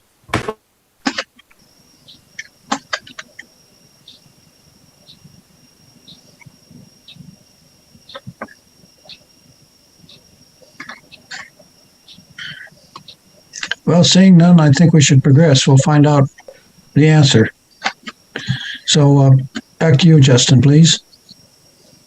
Okay, I appreciate the opportunity to address this. We have filed several times our written analysis in this context, and I know that the board has reviewed that. The first one was the 13th of June. We did it again recently, and we've briefed this before. So I'm going to summarize our argument here, but the foundation of it rests, I think, on what Mr. Brown may have been alluding to, this notion that through this process, we have followed the direction of the town.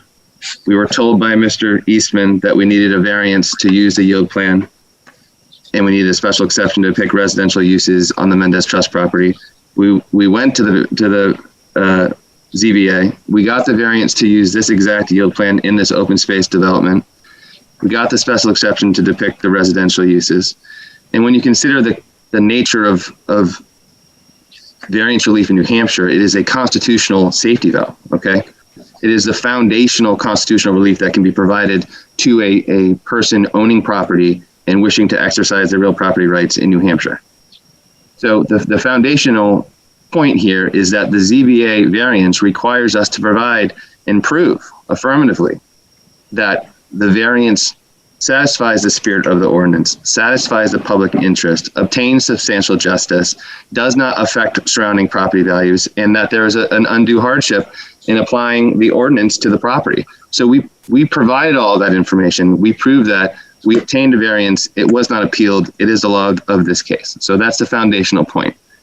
And it happens to be the case that in Exeter, the waiver criteria actually mirror very closely the variance standard. So that's what we've relied on in our written analysis. The first prong of the waiver criteria is that the granting of the waiver will not be detrimental to the public safety, health, or welfare, or injurious to other property. Again, we need to remember the specific relief we're talking about.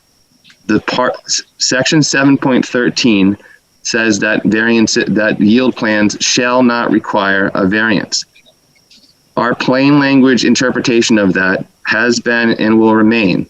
That means you can't show up to the planning board with a yield plan that violates the zoning ordinance because you are establishing density. It makes sense that you can't do that. However, if an applicant goes and gets that variance, a frontage variance, an area variance, whatever, and then comes back, it is in that sense the same as any other applicant who goes to the ZBA to get a variance and then goes to the planning board to pursue development pursuant to that variance. And that's what happened in this case. So the plain language interpretation is just that we don't need it because we have it. That being considered, the criteria that the granting of the waiver will not be detrimental to the public safety, health, or welfare or injurious to other property. This really mirrors the public interest and spirit of the ordinance prong and the property value prongs of the variance criteria. And the test in that in those criteria is whether or not the essential character of a neighborhood is going to be diminished and whether there's a threat to public health or safety. Well, as is, I think, clear on the yield plan, we are depicting massive R1 style residential lots in an area that has similarly situated property. So I don't think we're altering the essential character of the neighborhood. I don't think we're threatening the public health or safety. And as we provided in the White appraisal, Brian White from Dover, who is a certified appraiser, provided a long report that analyzed all of the surrounding property values and the impact that this variance and this waiver would have and the open space development would have on the area. His conclusion was that there was no impact to the surrounding property, no negative impact. And that was relied upon by the ZBA, which is why they granted the variance. So I would submit that that first prong is met. The second prong is that the conditions upon which the request for a waiver is based are unique to the property for which the waiver is sought and are not applicable generally to other property. We've talked a lot about this throughout the months. In this case, we have a large Gazette property of 23.5 acres, and then we have in the R1, and then in the NP, we have a large 30-acre parcel which has no frontage. The NP, as this board knows, was really designed for street frontage and mixed-use type development. That can't be accommodated on this lot because it's large and it's landlocked, and it has no access except for a right-of-way through the Brickyard condominium project. So the specific nature of this property in that context, in addition to the large area of uplands that is dispersed in the large amount of wetlands, make this proposal specifically suited for this area. We're taking advantage of an upland area and otherwise conveying or preserving approximately 50 acres of property for indefinitely.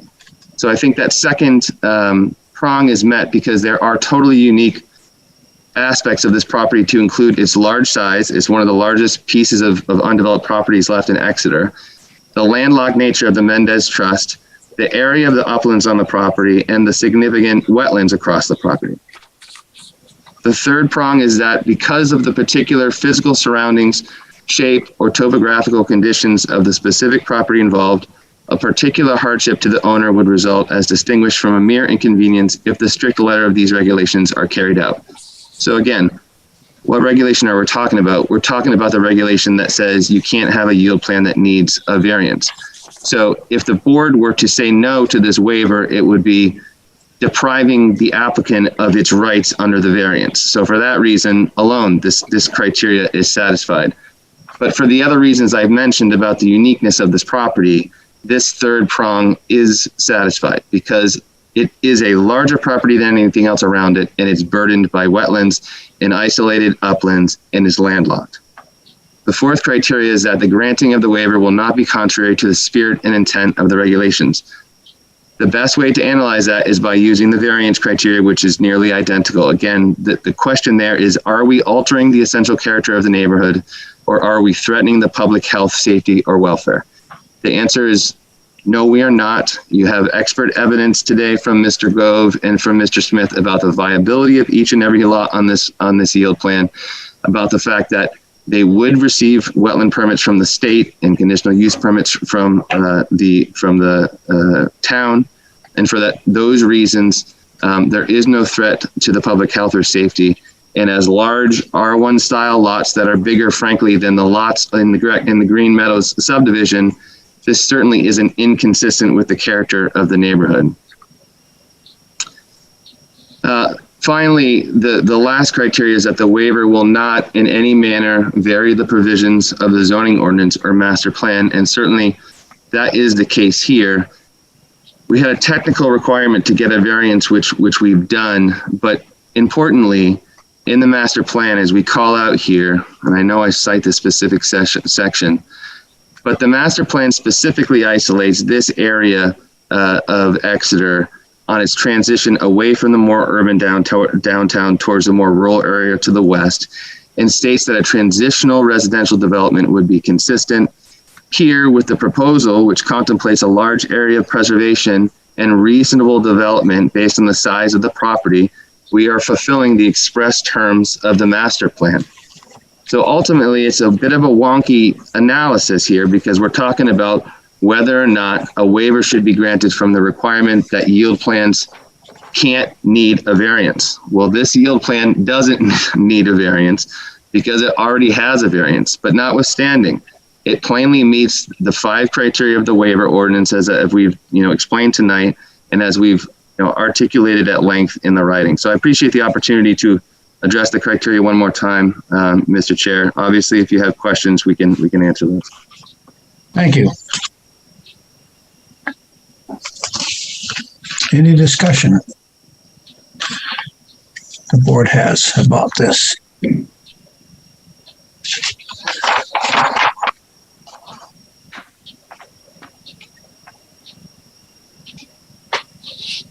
Pete Cameron. Thank you.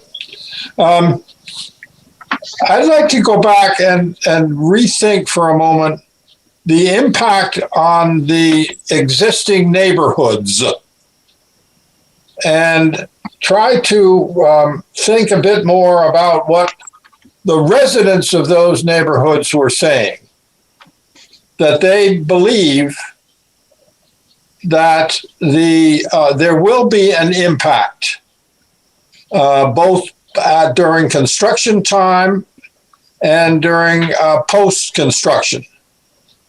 And I'd like to at least have the board think a little bit more about whether, as I think, and I drove it several times just to get a feel, and it does trouble me a little bit that this is going to change those neighborhoods or that neighborhood. And I just, as I say, I'm troubled a little bit about this. So I just want the board to know that at least one of its members is concerned in that spirit. Okay.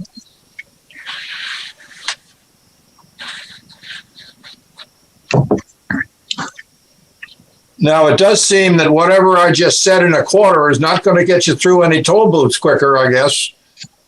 But that's the way things are. Yeah.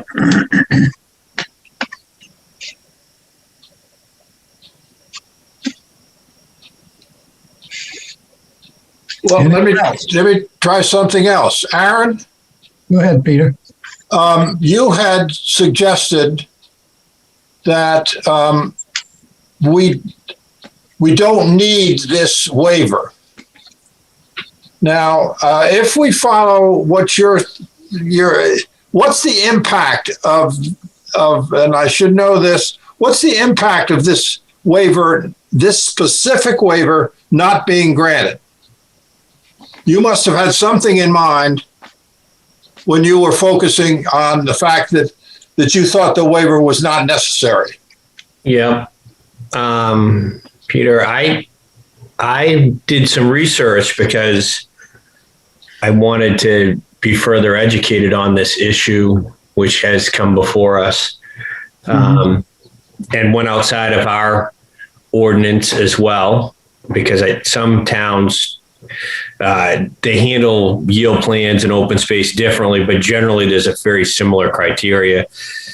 And found that in working through their zoning ordinances, I actually talked to two different attorneys just to get their opinions of it, land use attorneys. I was dealing with them on separate matters, but brought it up. And they were all of the opinion, this is not to do with our own legal counsel, by the way, I do want to say, that the waiver was unnecessary and would be unnecessary and would not, on a yield plan, saying you can't have a yield plan that would need a waiver.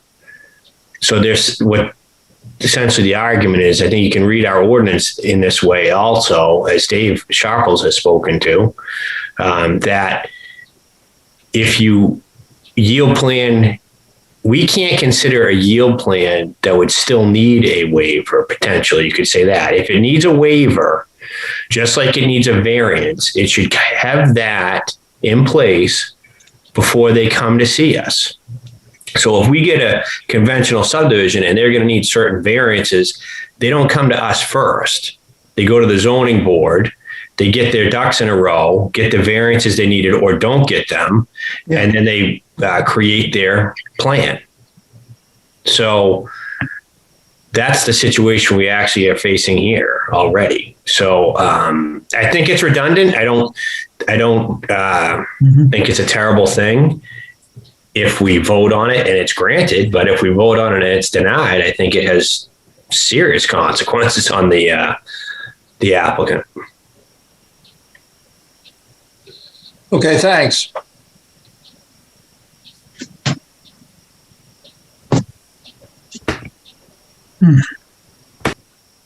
Anyone else?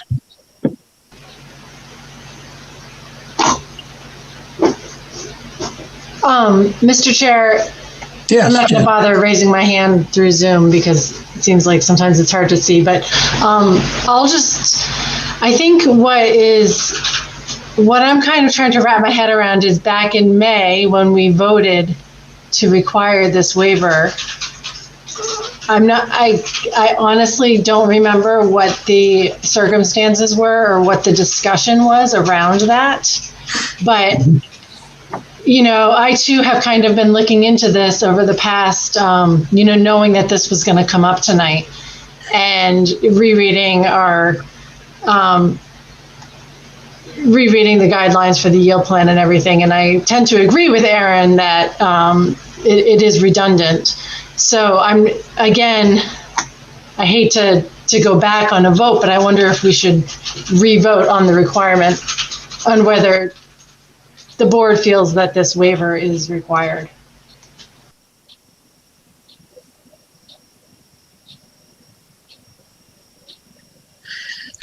Well, I'd ask Dave the question, maybe to agree with this. What is the impact if this is not approved? I mean, it's confusing because it looks like a duplication.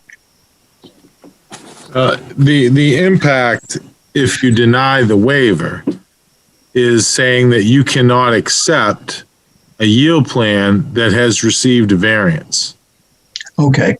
And so this plan has received it. So then it would immediately follow that you couldn't accept the plan either, in my opinion. Because how can you, if you don't grant the waiver, you can't accept the plan that has a variance.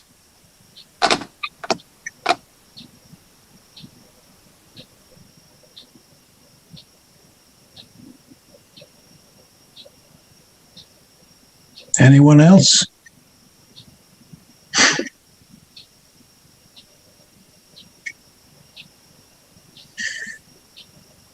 Yes, Aaron.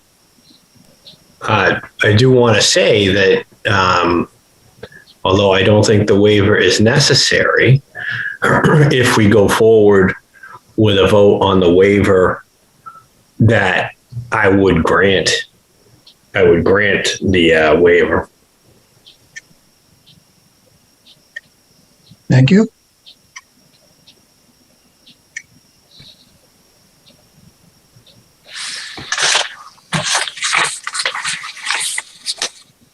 Well, I'd be willing to hear a motion.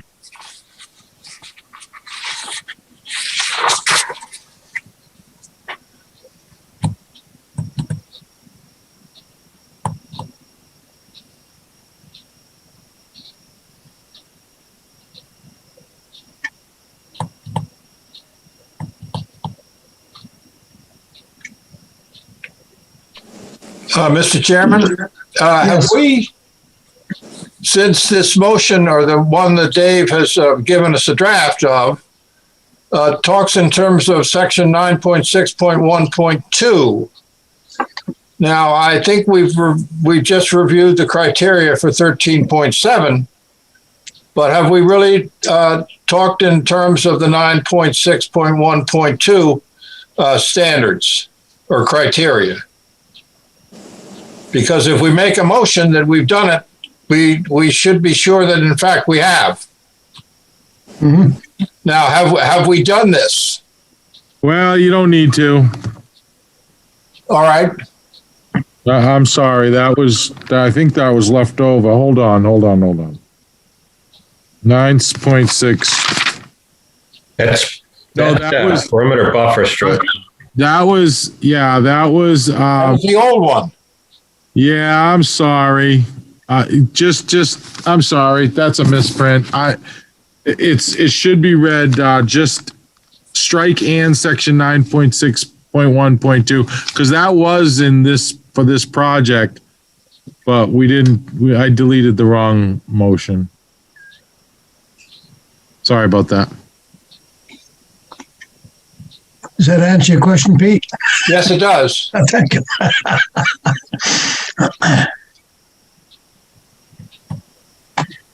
Well, then I guess I'll go ahead and make the motion.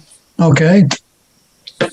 After reviewing the criteria in section 13.7 for granting waivers, I move that the request of Brian Grisette, Planning Board Case 20-2, for a waiver from the requirement to provide a yield plan that shall not require a variance from existing zoning ordinance be approved. Unless, David, you have some conditions that you'd want to attach to that, but I don't believe there are any. I have no conditions. Okay. Second. Okay, John, thank you. Seconded. Any further discussion?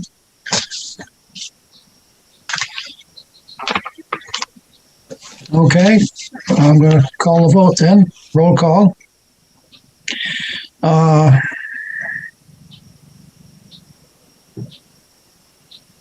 Pete, let's start with you. Pete Cameron. Well, I did it. Yes, please. Aye. Okay. Molly Cowan. Aye. Jen Martell. Aye. John Gruder. Aye. Gwen English. Aye. Aaron Brown. Yes. And I vote affirmative. Motion carries. All right.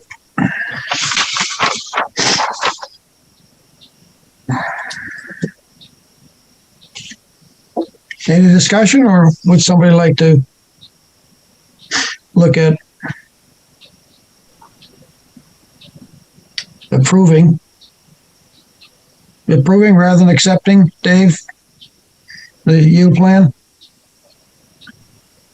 Well, if you're looking to, you can either, accept or table or deny or accept with conditions. Okay.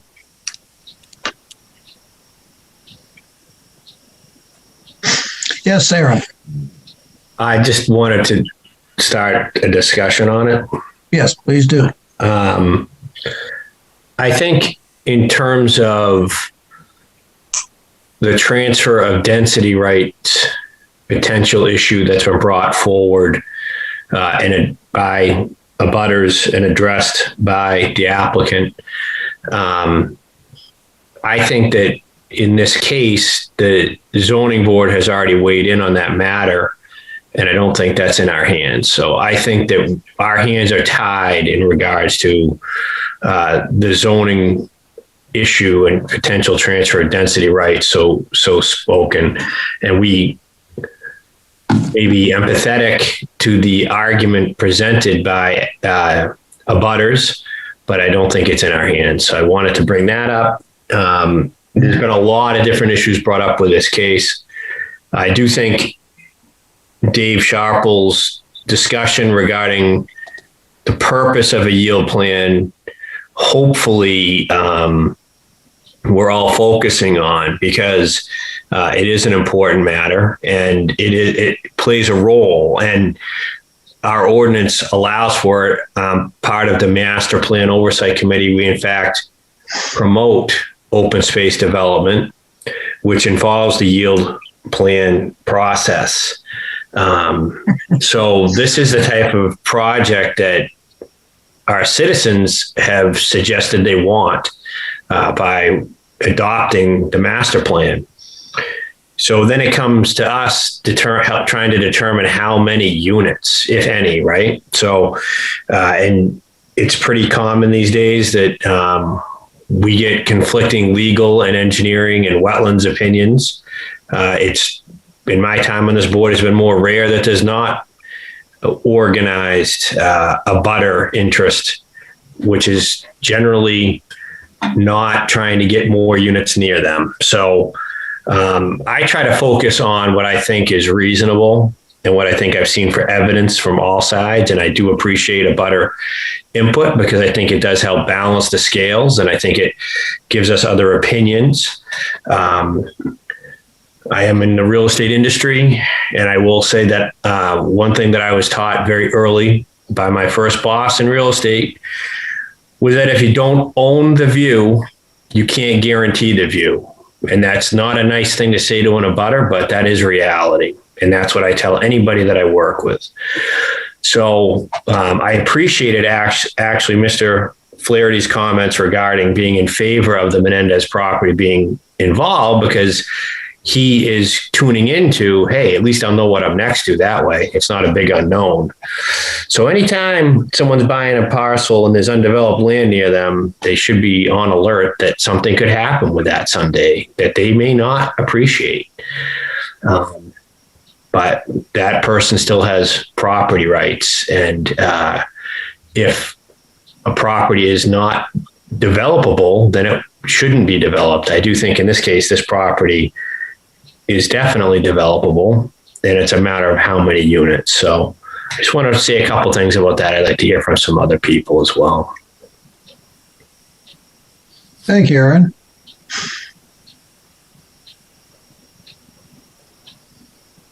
Anyone else? I'll just chime in. I mean, I think I don't want to repeat what Aaron said, but I think that was really well worded, and I also do appreciate, the abutters' feelings in this matter. I also just wanted to say thank you to the applicant for updating some of the cost and the market research that was presented. I think that I was a little uncomfortable a few months ago when this was presented with year-old research, given the year that we've had. I'm in the construction industry myself and know that construction costs have gone crazy, and I didn't quite trust it. So I was happy to see it updated. And I do feel confident that, like Aaron said, that this is what's presented is buildable and viable and reasonable for this property. Thank you, Jen. I would have to say I appreciate the public's input. I always think that's a very important part of the whole process. It helps, regardless of the outcome, to know what took place in the steps in that process, and it certainly informs the neighborhood much better than things just sort of happening without much input. So we're given that through state law, that opportunity, and I think that's one we need to cherish. And I've always looked forward to that. It makes our meetings longer, but we try to have people say things once, but there are some cases that just are going to take a long time. Anybody else? Mr. Chair? Yes, Gwen. I just have kind of a follow-up to what Pete Cameron said a little while ago, and that was his concern for the neighborhood and the impact that this development will have on them. And, this is a very tight-knit neighborhood. There are a lot of pedestrians that walk their dogs, or they just go out and enjoy it with their kids. So this is going to hit them in a way that they probably didn't think about until Mr. Grissett came to the board with this plan. And I guess I would just encourage Mr. Grissett and his team to open up the lines of communication going forward, however this progresses, and try to include them and be sympathetic to them and the changes that they will encounter, and whether it's to talk to the people who live across the street from the entranceway and try to work with them to kind of mitigate the impact that this will have on them, on people who live next to the entranceways, and generally with everyone in the neighborhood. I think that would go a long way toward harboring some goodwill among everybody and make this a little less painful. And I think I'm glad Mr. Flaherty brought up the issue of knowing what will come. Should we approve this as it is, everyone will now know what will happen or won't happen on the Mendez property. And I think that's important to keep in mind, because this could result in a sizable development down the road if the Mendez property isn't included in this plan. And I think knowing what could be developed or what can't be developed after today will give everybody a great deal of peace of mind. So I think that's something that we need to think about as well. And I've said this before, and I consider what we've been told by Dave Sharples about the yield plan and the fact that this is not a full out engineered plan, and we have to be careful about how we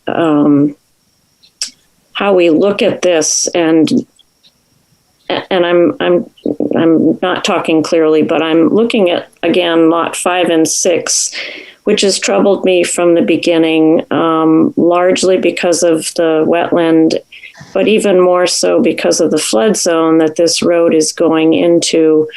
And I know we don't have the engineering drawings. It's hard to know how high that road would have to be built to make this road safe. Should we, as we know, climate change has impacted us greatly. It's going to get worse, I'm afraid, as the years go by.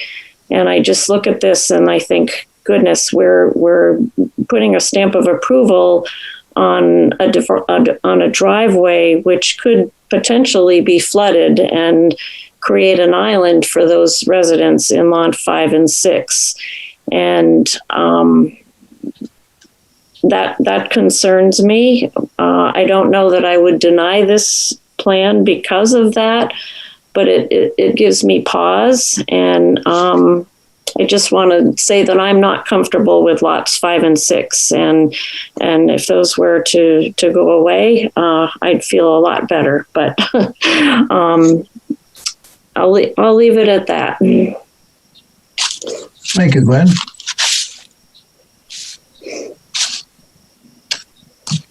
Anyone else?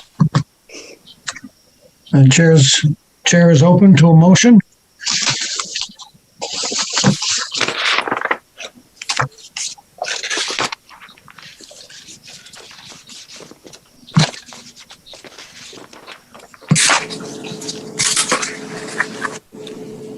I'll make it if you like. Okay, John? I move that the request of Brian Grissett, Planning Board case number 20-2 for yield plan approval for a 17-unit single-family open space development be approved. Are there any conditions for this, Dave? No, didn't think so.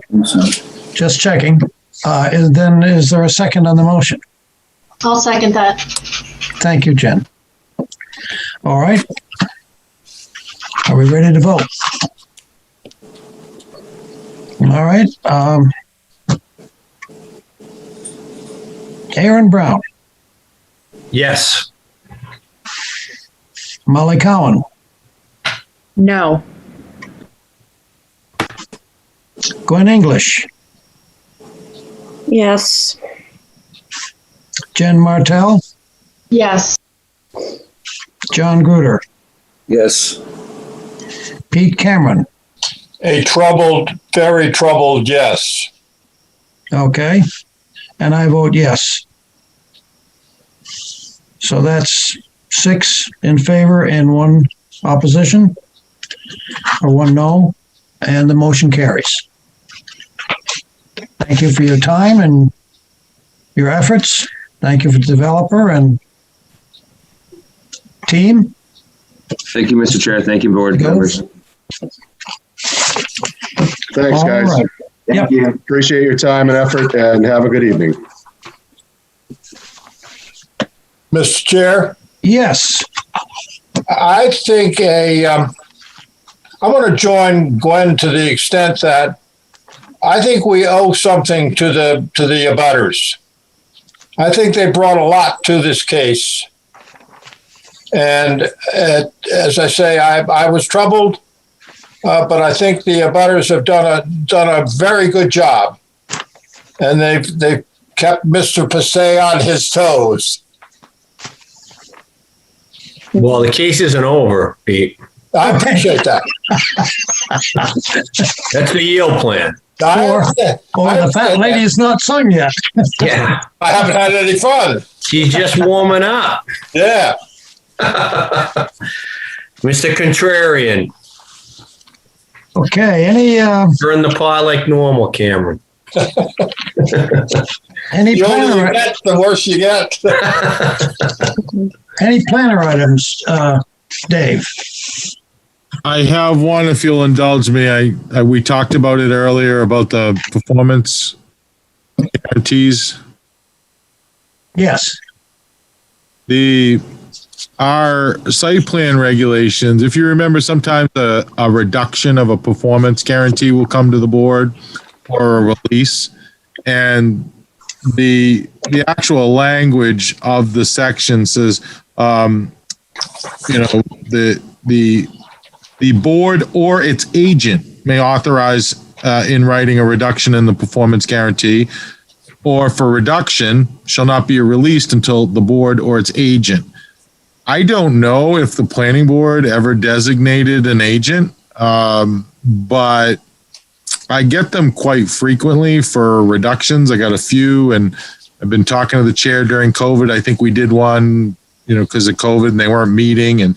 And I was going to ask the board if they wanted to designate the town planner as the agent, and I would handle these. The way board, DPW sign, checks, I check, our third party review, UEI checks. And if everyone's in agreement, we go ahead, we recommend it to the board, we get them on the board meeting, and the board has never, I don't think even questioned a reduction or a release. So I was wondering if that's something you wanted to do, allow, staff to take care of, as they wouldn't have to come to the board. I'm thinking about a case up in Captain's Way at one time, Dave, that was a real issue because the guy didn't put in the pavement right or didn't. Stephen Blythe. Excuse me? That was Stephen Blythe. Yes, yeah. So I would say in a case, if if you had that authority in a case such as that, you probably would bring it to the board. That would be my expectation. But other than that, that's fine by me. But so any other? You are ultimately the decision maker, and if staff wasn't comfortable, we'd obviously kick it to the board. Yeah. It's just a matter of either way, it's just a lot of times applicants are hounding, for the reduction and everything's done. And then we get on an agenda and so forth. So it does allow for an agent in the ordinance. And I just was wondering if the board wanted to designate one. I certainly would be in favor, but I don't know. Dave, would it be possible, and with the chair's permission, would it be possible to allow you to do the reduction, but then at the next meeting, just let us know that happened on your report? You know how you do your reports about what's going on in the field? Maybe you can just say, hey, just FYI, da-da-da-da. Yeah, I'll write Barb a note. We can just make it a standing agenda item. Yeah. Yep. Good. Like the minor field modification, same thing. Yeah. What, bond reduction releases. So I think I'll call consensus on this. A little nod of the head, and we'll go ahead and do that, Dave. Consider it done. Jen's really good at that, by the way. Because we're falling asleep. Trying to stay awake. It's almost 10 o'clock. Yep, it is. Anything else, Dave? That's all for this evening. Thank you. Okay, Aaron, you got any other good thoughts? Wait a minute. Wait. Oh, I was just about to make my motion, David. My Columbo. You're pulling the old Columbo tonight. I'm pulling the old Columbo. It's funny because there's minor field modification requests, and I wanted to let you know the dental facility going up on Wayside Drive, the corner of Hampton Road. There was a lot of discussion about I think it was a 24-inch oak right on the edge of the property. Yeah. It was leaning quite considerably over the building, and they had to do quite extensive limbing of it. And they requested if it could be removed. I told them you'd either have to go back to the planning board if you're going to remove it, or if you replaced it, offered with a replacement deciduous tree, then that's probably something staff could approve. And they did do that. And I did that today, actually. It took a lot of thinking, but they're putting back a maple. It just wasn't going to be saved. As long as it's more than a seedling. It's a 2.5 inch caliper. Okay, that's good. It's a hardy. 2.5 inch caliper tree is pretty, probably 8 to 12 feet in that range. It's a good size. It's a good size planting. Good. Okay. Aaron, you're falling asleep. No, I just wanted to make sure Columbo was out of the driveway. I will mute. I'd like to make a motion to adjourn. Okay. Nod your heads and we'll adjourn. Thank you so much for your time and getting through the yield plan. So we stand adjourned. Thank you very much. Good night, everyone. Good night. Nancy.